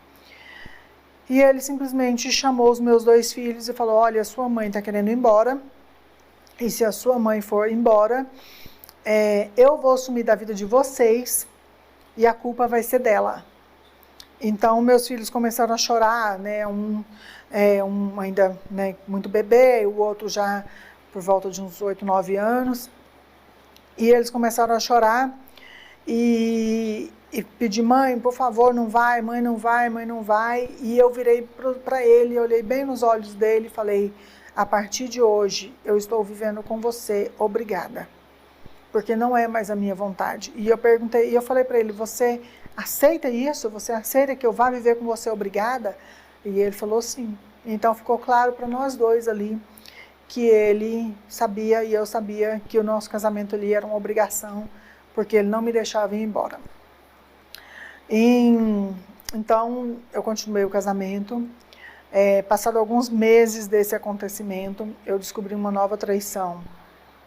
E descobri de uma forma muito triste, também muito traumática, através de exames, né, de periódicos que eu fazia, descobri essa traição. E até no momento eu questionei ele, e ele jogou a culpa sobre mim, e depois eu orei, coloquei o meu joelho no chão e falei, Deus, que ele me fale a verdade. E ele me confessou a verdade depois de 5 minutos. Ele chegou em mim e confessou que realmente havia me traído novamente, que realmente havia acontecido, pediu perdão novamente. E eu mais uma vez falei, eu preciso separar, eu não posso viver com um homem que faz isso comigo. E mais uma vez foi me trazido à tona o versículo, que o divórcio só é liberado pela dureza do coração. E mais uma vez colocado para mim que se eu separasse, eu estava destruindo a família, que era eu a destruidora da minha família e que era pela dureza do meu coração que o casamento tinha acabado. E eu me lembro que quando eu descobri essa traição, no mês de dezembro, né, eu descobri essa traição por volta de agosto, no mês de dezembro nós tínhamos saído, ele tinha me chamado já nas vésperas do Réveillon, para ir lá na feira hippie comprar algumas roupas, comprar algumas coisas. E nós saímos por volta de 11 horas da manhã. E ele falou para mim, não, a gente come lá, a gente almoça lá. E nós andamos, já era 2, 3 horas da tarde e a gente não parava para comer. E a mulher, né, eu tenho muito esse problema, sono e vontade de comer, né, e fome me deixa super estressada. E ele andando e não parava, e eu falava para ele, eu preciso de parar, eu preciso de comer, eu preciso beber uma água, e a gente só andando, e aí de repente eu tomei uma atitude, né, eu no meio, né, da multidão mesmo, assim, de todo mundo andando, eu falei assim, espera, eu preciso comer, eu preciso beber uma água, eu tô cansada, e fiz desse jeito, né, com gestos, né, até com a voz alterada. E ele veio para mim e falou assim, você está brigando comigo na frente das pessoas, você está me humilhando na frente das pessoas, você está me passando vergonha, e aí nós vamos embora agora, nem acabamos de comprar tudo que nós tínhamos que comprar, e viemos no meio do caminho brigando e discutindo, e ele falou para mim assim, como uma punição por você ter feito isso no meio das pessoas, nós não vamos passar o Réveillon na igreja. E sempre, né, no culto de virada da minha igreja, era ali empossados os cargos, né, e eu tinha um cargo já agora de superintendente da escola dominical, e era apresentada ali, né, todos os obreiros, e um ano anterior a gente havia brigado por causa disso, né, também, e esse ano ele falou que nós não iríamos passar o Réveillon na igreja, e nós realmente não passamos o Réveillon na igreja. E só em agosto que eu fui descobrir que nós não passamos o Réveillon na igreja, porque naquela véspera ele havia adulterado. E se ele passasse o Réveillon na igreja, ele não poderia cear. Então ele causou um motivo de brigar comigo, para que ele viesse ter um motivo para me punir, e a punição seria nós não passarmos o Réveillon na igreja. E ele mais uma vez ficou claro para mim que as brigas, que as contendas eram nada mais do que formas de me punir por algo que ele havia feito, né? Então, assim, ficou claro para mim mais uma vez que tudo a qual eu era acusada de fazer era o que ele fazia, e ficou claro para mim que não se tratava de celular em silencioso, não se tratava de falar, né, de forma ríspida na frente dos outros. Então, eu deixo essa dica para as mulheres. Tem homens que às vezes brigam com a gente por motivos tão bobos. E o motivo às vezes não é esse. Não é uma roupa, não é um terno, não é uma falta de atenção. É algo que às vezes ele fez e está refletindo isso na gente. E eu vivi muito isso, essa punição. Eu fui punida muitas vezes, né? Eu não vou conseguir me lembrar de tantas as vezes em que eu fui xingada, que eu fui humilhada, até na frente dos meus filhos, que dizia que eu tinha caso fora, que dizia que eu era uma adúltera, que dizia que eu não era uma boa mãe, né? Me lembro de um dia que o meu filho me deu um presente do Dia das Mães, um vestido, e eu coloquei esse vestido, estava me arrumando para ir para a igreja, e ele virou para mim e falou assim: nem merece presente do Dia das Mães, você não é uma boa mãe. E isso me feriu muito, eu fui para a igreja chorando nessa ocasião. E eu vivi tudo isso no casamento. Isso é um resumo, né, de 19 anos de convivência, mas essa não é a pior parte. No ano de 2022, de 2021, na verdade, eu tive crises de ansiedade, pânico e depressão. Eu estava em um cargo que me exigia muito no trabalho, e eu estava com ele que me pressionava muito, que me monitorava muito.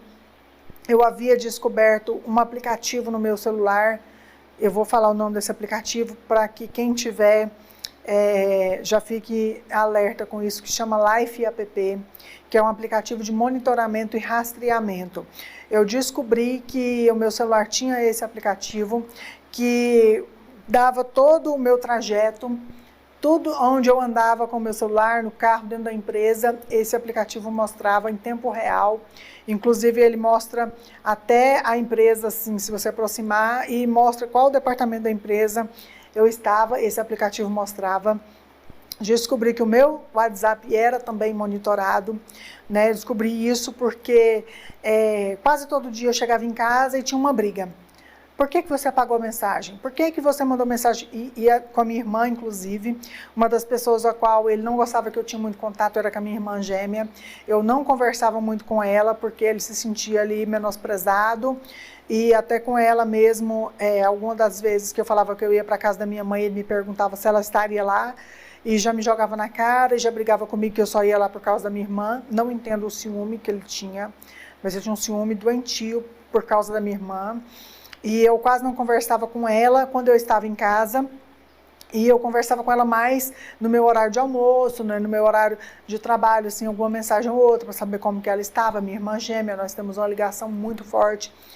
E sempre que eu mandava mensagem para ela, eu apagava, porque para ele não ver que eu havia conversado com ela e para não ter briga. Só que a minha atitude de apagar a conversa para não ter briga gerava briga, porque de uma certa forma ele via que eu tinha mandado uma mensagem, mas tinha apagado. E aconteceu em outras ocasiões também, não só com contatos com a minha irmã, mas vamos supor, mandei uma mensagem para o meu chefe, mandei uma mensagem errada, eu apaguei, e ele tinha que me questionar, sempre me questionava, eu tinha que provar por A mais B, que era uma mensagem que eu tinha mandado errado. Então, eu comecei a ver como que ele vê que eu apaguei uma mensagem, sendo que eu apaguei a mensagem. E aí eu orei mais uma vez a Deus, eu falei: Deus, tá errado, como que ele vê? E foi no outro dia, Deus me revelou que o meu celular estava clonado, o meu WhatsApp estava clonado. Tinha um cargo de gestão, e sempre no restaurante que a gente almoçava, né, da empresa, tinha um prato chamado prato do chefe. E no dia eu precisava passar o nome de todos os colaboradores do meu departamento que iria participar desse prato, e eu havia esquecido de colocar o meu nome, e o meu colega lá de trabalho também havia esquecido de colocar o nome dele. E era por volta de 11 horas da manhã, ele falou para mim: Bárbara, coloca o meu nome lá no prato do chefe. E eu falei: nossa, eu também esqueci, eu queria colocar o meu. E mandei para a cozinha o seguinte: adiciona no prato do chefe o meu nome e o nome do meu colega. Eu coloquei o nome dele. E fui almoçar, né? Deu meio-dia, fui almoçar, estava almoçando, de repente ele começou a me ligar em chamada de vídeo, e tudo bem, está almoçando, quem está aí na mesa? E eu mostrava, né, as minhas colegas, porque eu só podia almoçar com mulheres na mesa, não podia almoçar com homens.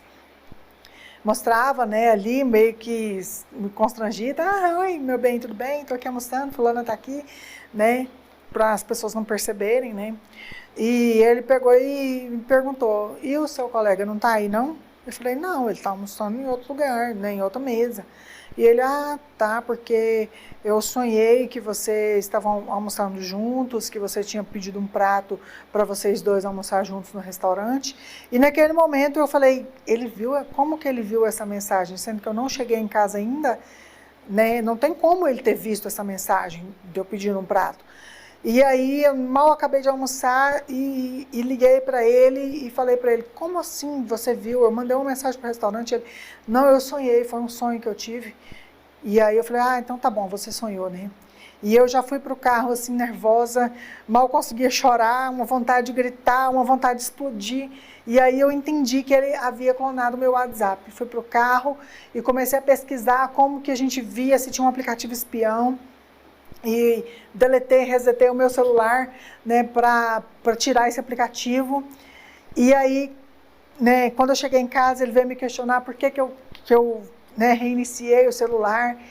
E eu falei para ele, porque você clonou, alguma coisa você colocou no meu celular que você está vendo as minhas mensagens. E ele falou, realmente, eu clono o seu WhatsApp para me ver as mensagens.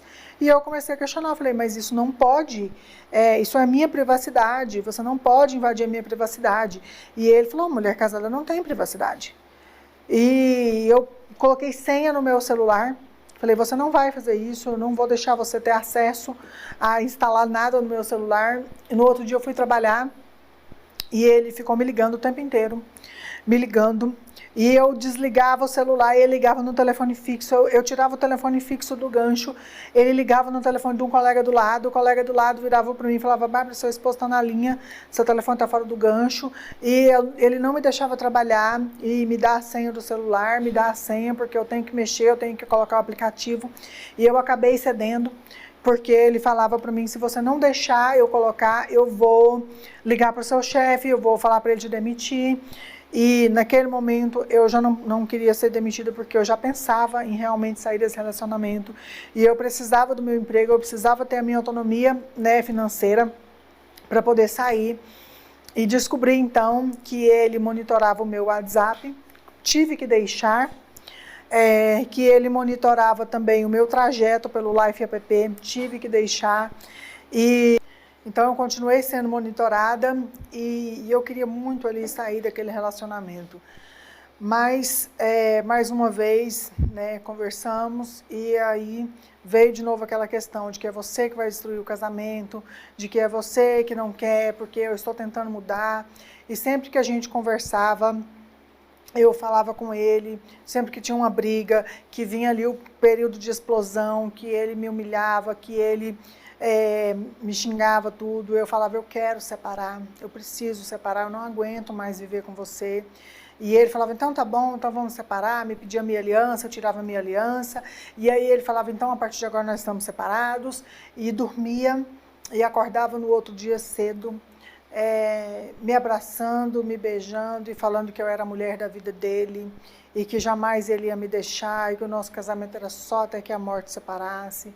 E aí ele entrava no período da lua de mel e eu sabia que ia começar tudo de novo. Lua de mel, tensão e explosão. Então, em 2019, eu tive, né, crise de ansiedade, pânico. Eu estava num cargo de muita pressão, tinha a pressão dele com o horário, com os monitoramentos. Quando ia dando 5h30 da tarde, ele já me ligava, eu já começava a sentir mal-estar. E eu já saía daquela empresa fadigada.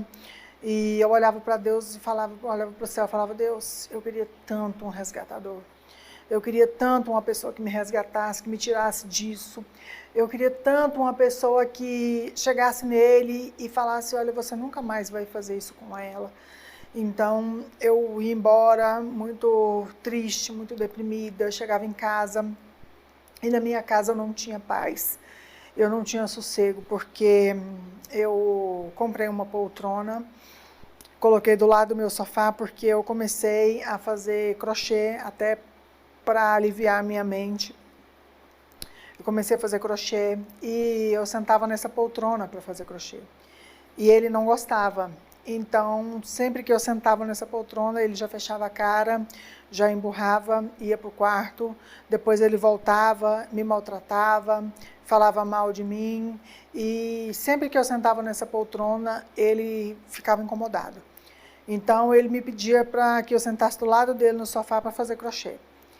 E para mim fazer o crochê, às vezes eu via algumas videoaulas no celular e ele ficava achando que eu estava sentada ali para ver vídeos, né? Cheguei ao período, né, que eu não podia sentar na minha poltrona, Cheguei no período em que eu não podia ver Instagram, não podia conversar no WhatsApp com ninguém.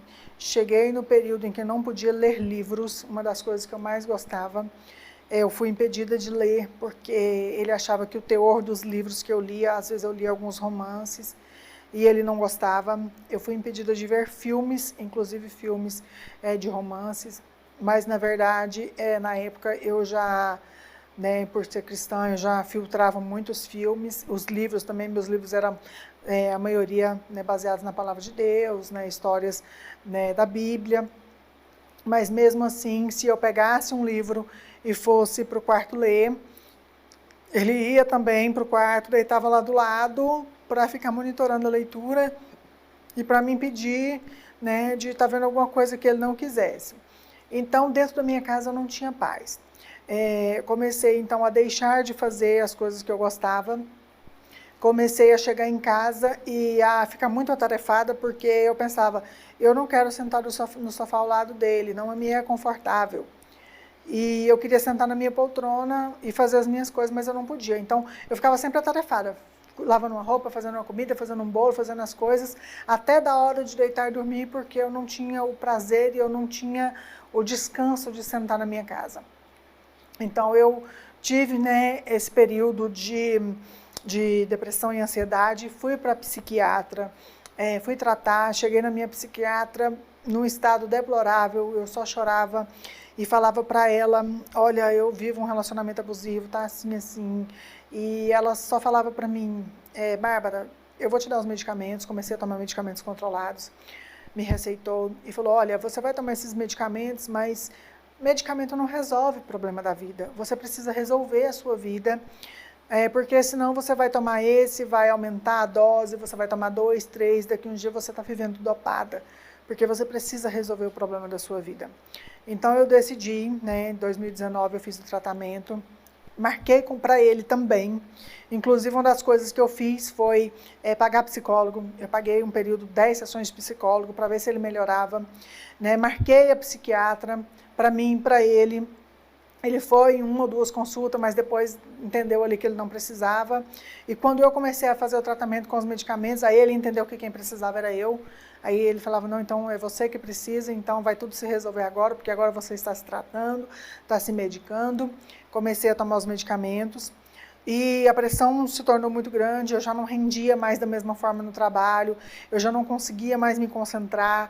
Então, né, depois de fazer esse tratamento em 2019 para 2020, mais ou menos 2022, eu pedi para sair da empresa. Ele havia saído da empresa que ele trabalhava também há muitos anos, em janeiro.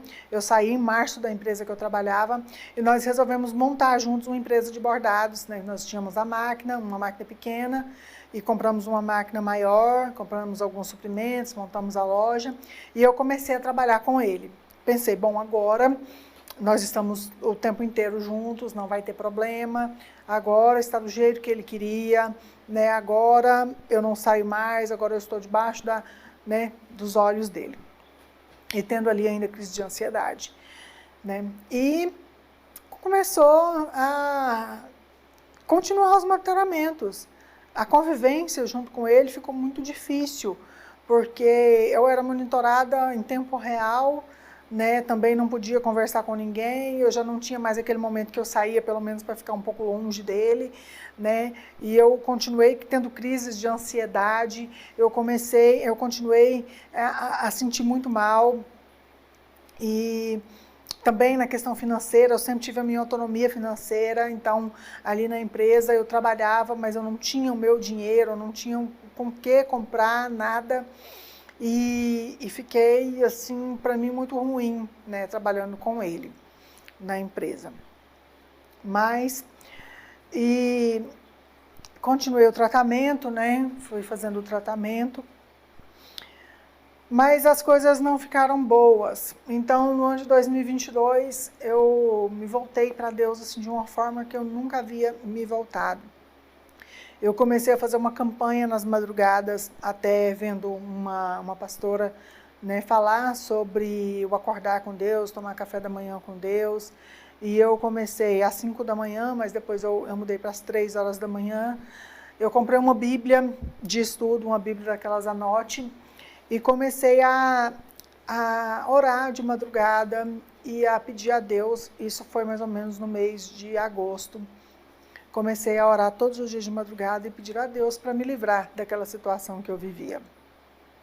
Comecei a orar, buscar, e Deus foi falando comigo através da palavra, foi me dando versículos, eu fui tendo uma intimidade maior com o Senhor, e eu pedia muito ali para Deus me tirar daquela situação, né? A início eu comecei a pedir para Deus mudar a vida dele, pagar um preço de oração pela vida dele, para Deus transformar, para que ele realmente viesse a ter um encontro verdadeiro, para que ele realmente viesse a ser curado, né? E fui pedindo.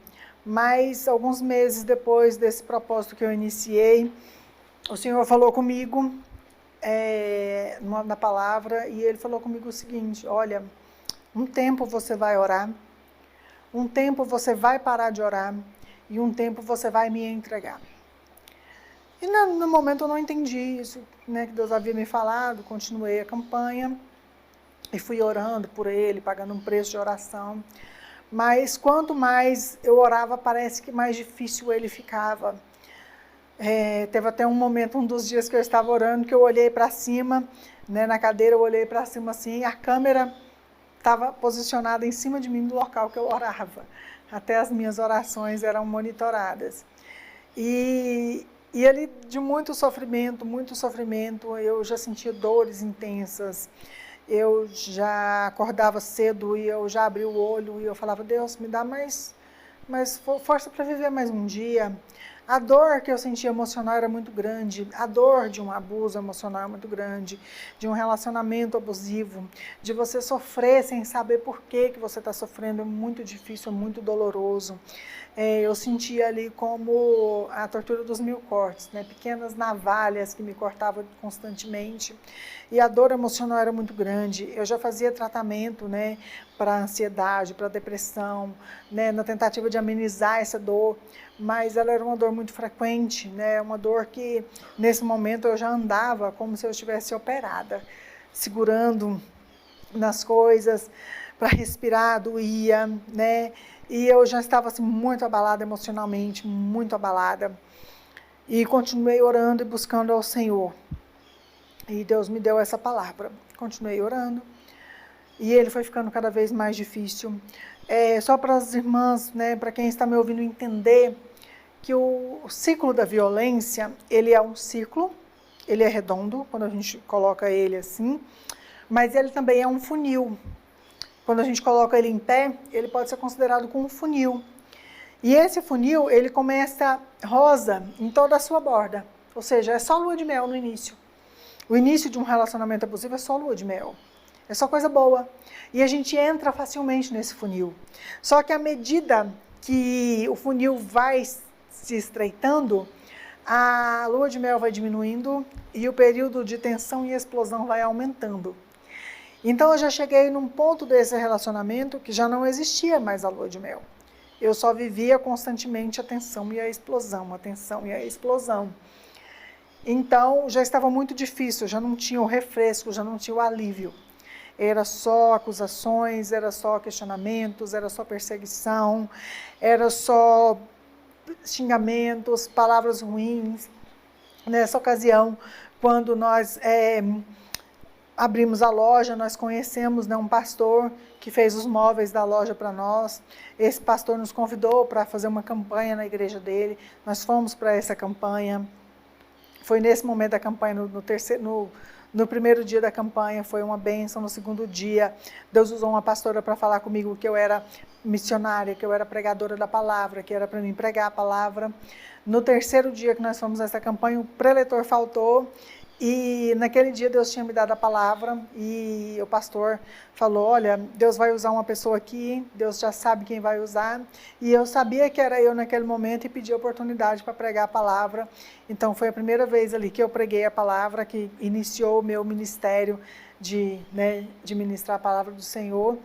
E aí nós começamos a congregar nessa igreja. né, uma igreja pequena, eu sempre havia congregado em igreja grande, nós começamos a congregar nessa igreja.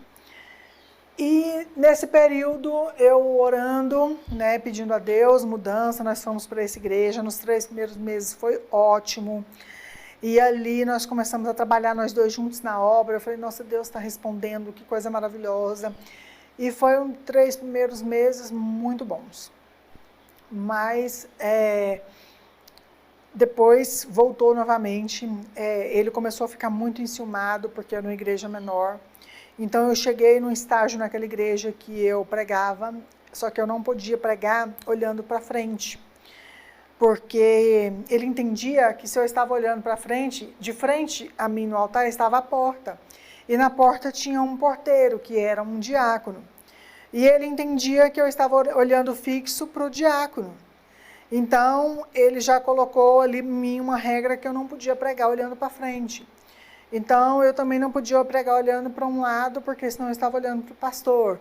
Então, eu já tinha que pregar ali de cabeça baixa. Para louvar também da mesma forma. Eu louvava também, a gente montou um grupo de mulheres. E até um dia ele me mostrou uma foto da gente louvando. Ele falou que tinha essa foto como prova de que eu estava louvando, mas que eu estava olhando para o diácono que estava na portaria. E essa foto era todas as irmãs de cabeça baixa olhando a pasta, e naquele momento eu também olhava a pasta, só como eu conhecia o hino, eu olhava para frente. E ele tirou aquela foto para justificar que eu estava olhando para ali o porteiro. E então foi instaurada uma nova regra que eu não poderia louvar de cabeça alta, eu deveria louvar de cabeça baixa. Na igreja começou a ter a regra de que eu só poderia sentar no lugar que ele estabelecia. Teve momentos que eu cheguei e sentei em um determinado lugar e ele não achou que estava bom ali, talvez alguém estava olhando para mim ou ele achou que eu estava olhando para alguém, me mudou de lugar. E na ocasião ele me mudou de lugar 3 vezes na igreja, até que ele foi tentar me mudar a 4ª vez, eu falei, não vou mudar, eu vou ficar aqui. E aí ele me xingou de tola dentro da igreja, e eu comecei a chorar, algumas pessoas até ouviram, e ele começou a me maltratar. E nós voltávamos quase todos os dias do culto brigando, que eu estava olhando para fulano, que fulano estava olhando para mim. Ele bloqueou o meu pastor, né? Bloqueou os irmãos da igreja. Eu fazia as mídias da igreja, então eu também não podia passar, né? Eu fazia as escalas. Eu também não podia passar para cada obreiro as suas escalas, eu tinha que passar para ele passar para os homens, eu só podia passar para as mulheres. Então uma série de regras foi sendo incrementada ali e foi ficando cada vez mais difícil, né? Me lembro de um dia que nós fomos a uma reunião de obreiro, e nessa reunião de obreiro eu estava me arrumando para ir para essa reunião, e ele simplesmente falou para mim, hoje você não vai passar perfume. E eu falei, o quê? Você não vai passar perfume. E eu falei, como assim? Hoje você não vai passar perfume.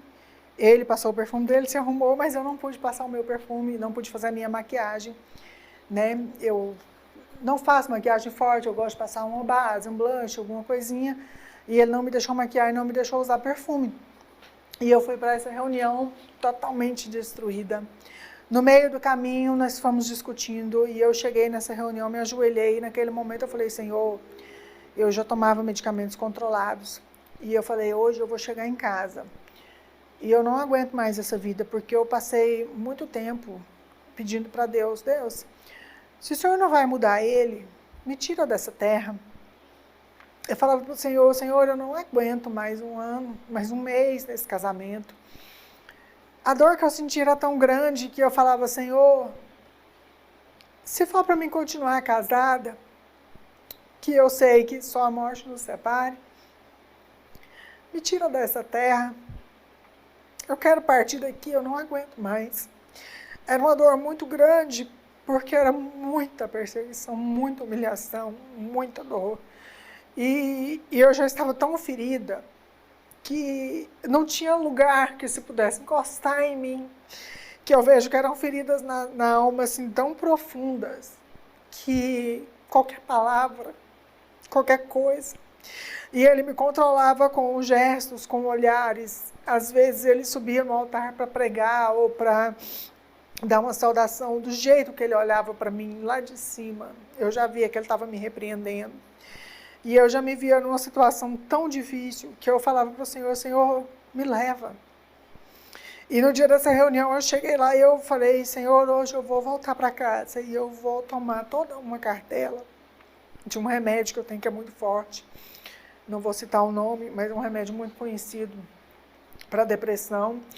E eu vou tomar toda aquela cartela e seja o que o Senhor quiser, se o Senhor quiser me levar, me leva, mas se o Senhor quiser me resgatar, que alguém me resgate e me tira dessa vida. Porque eu queria, fazer algo que pudesse alguém olhar para mim e falar, a gente precisa ajudar essa mulher. E naquela ocasião, uma obreira da igreja veio e eu fiz uma oração tão doída e ela sentiu, naquele momento ela sentiu minha dor, ela veio, me abraçou e me deu força e eu não tomei esse medicamento e continuei fazendo a minha campanha de madrugada. E situações assim foram acontecendo e cada vez mais difícil, cada vez mais humilhação, até que em julho, no meu aniversário, os irmãos da igreja, as irmãs, eu era líder de senhora, fez um aniversário para mim surpresa e eu não pude participar desse aniversário porque eu já tinha falado para mim, olha, eu não quero saber de comemoração no seu aniversário. Não, já avisa lá para o pastor e para a pastora que não é para fazer nada. E eu avisei para o pastor, eu avisei para a pastora, só que as irmãs que fizeram. Então teve bolo, salgadinho, presente. E naquele dia o pastor me colocou para pregar, eu preguei naquele dia na igreja. E terminando a pregação, teve a surpresa para mim. E ele não aceitou, eu mal consegui cortar o meu bolo. Ele já foi para casa me xingando, brigando com os meus filhos dentro do carro. E eu falei, olha, eu vou te denunciar. E ele falou assim, pode denunciar, não, juiz nenhum vai me prender, eu sou seu marido, eu tenho meus direitos. E foi uma das vezes que eu falei isso para ele, inclusive na presença dos meus filhos, e ele fez uma acusação sobre mim, que o pastor tinha feito tudo aquilo para mim, por outros motivos, e me humilhou, me ofendeu na frente dos meus filhos. E eu pedi naquele dia, eu falei, vamos separar, me dá o divórcio, a gente não consegue mais viver junto, não tem mais condição esse casamento. E mais uma vez ele falou, só até que a morte nosso casamento é só até que a morte nos separe. E eu comecei a viver, né, foi ficando cada vez mais difícil, foi ficando cada vez mais trabalhoso e orando de madrugada. Antes disso acontecer, em fevereiro, eu já não aguentava mais trabalhar com ele, isso tudo aconteceu em 2022. Eu não conseguia mais trabalhar com ele e eu acabei procurando outro emprego porque eu não tinha dinheiro para nada. E um dia eu pedi para ele me dar R$5 para me comprar uma cartolina para fazer um trabalho na igreja e ele não me deu. E eu falei, mas que absurdo. Né, eu trabalho, né, trabalho em casa, trabalho aqui, não tenho dinheiro e falei, vou arrumar outro emprego porque não tem condições. E ele falou ali que é porque todo o dinheiro era para pagar as contas de casa, tudo. Né? E eu falei, então tá bom, já que é para isso, então eu vou arrumar outro emprego. E eu arrumei outro emprego. E quando eu arrumei esse outro emprego em fevereiro de 2022, ele não aceitou, porque era um escritório de representação que tinha 4 pessoas, só que a maioria eram homens. E nesse escritório trabalhava um outro rapaz comigo e os meus chefes quase não ficavam lá. Mas quando eu arrumei esse emprego, eu já arrumei esse emprego na intenção de realmente ter a minha autonomia de volta para sair desse relacionamento. Então ele começou a ficar totalmente transtornado e foi o que ficou pior ainda foi quando eu comecei a trabalhar, porque aí eu fiquei sendo ainda mais monitorada. E tudo aquilo que eu passava, né, antes na antiga empresa, de filmar o ambiente, de filmar as pessoas, e ele começou a me ligar de 5 em 5 minutos, e tudo eu tinha que dar justificativa, eu não podia almoçar com outras pessoas, eu tinha que almoçar sozinha, com a câmera ligada para ele ver que eu estava almoçando sozinha. Eu não tinha permissão para sair da empresa, eu só saía da empresa com a permissão dele. Se eu mandasse uma mensagem falada para ele, olha, eu posso ir ali comprar um lanche, ele falava, não, você não vai, compre os seus lanches, deixa aí. Ou se ele deixasse, eu ia com o celular ligado na câmera para ele ver que eu realmente havia ido a uma lanchonete, mostrava para ele o que eu comprava. Muito monitoramento, e as pessoas lá do meu trabalho, né, tinha uma senhora também que fazia a limpeza, começou a ver que eu era muito monitorada, E a situação ficou muito mais difícil.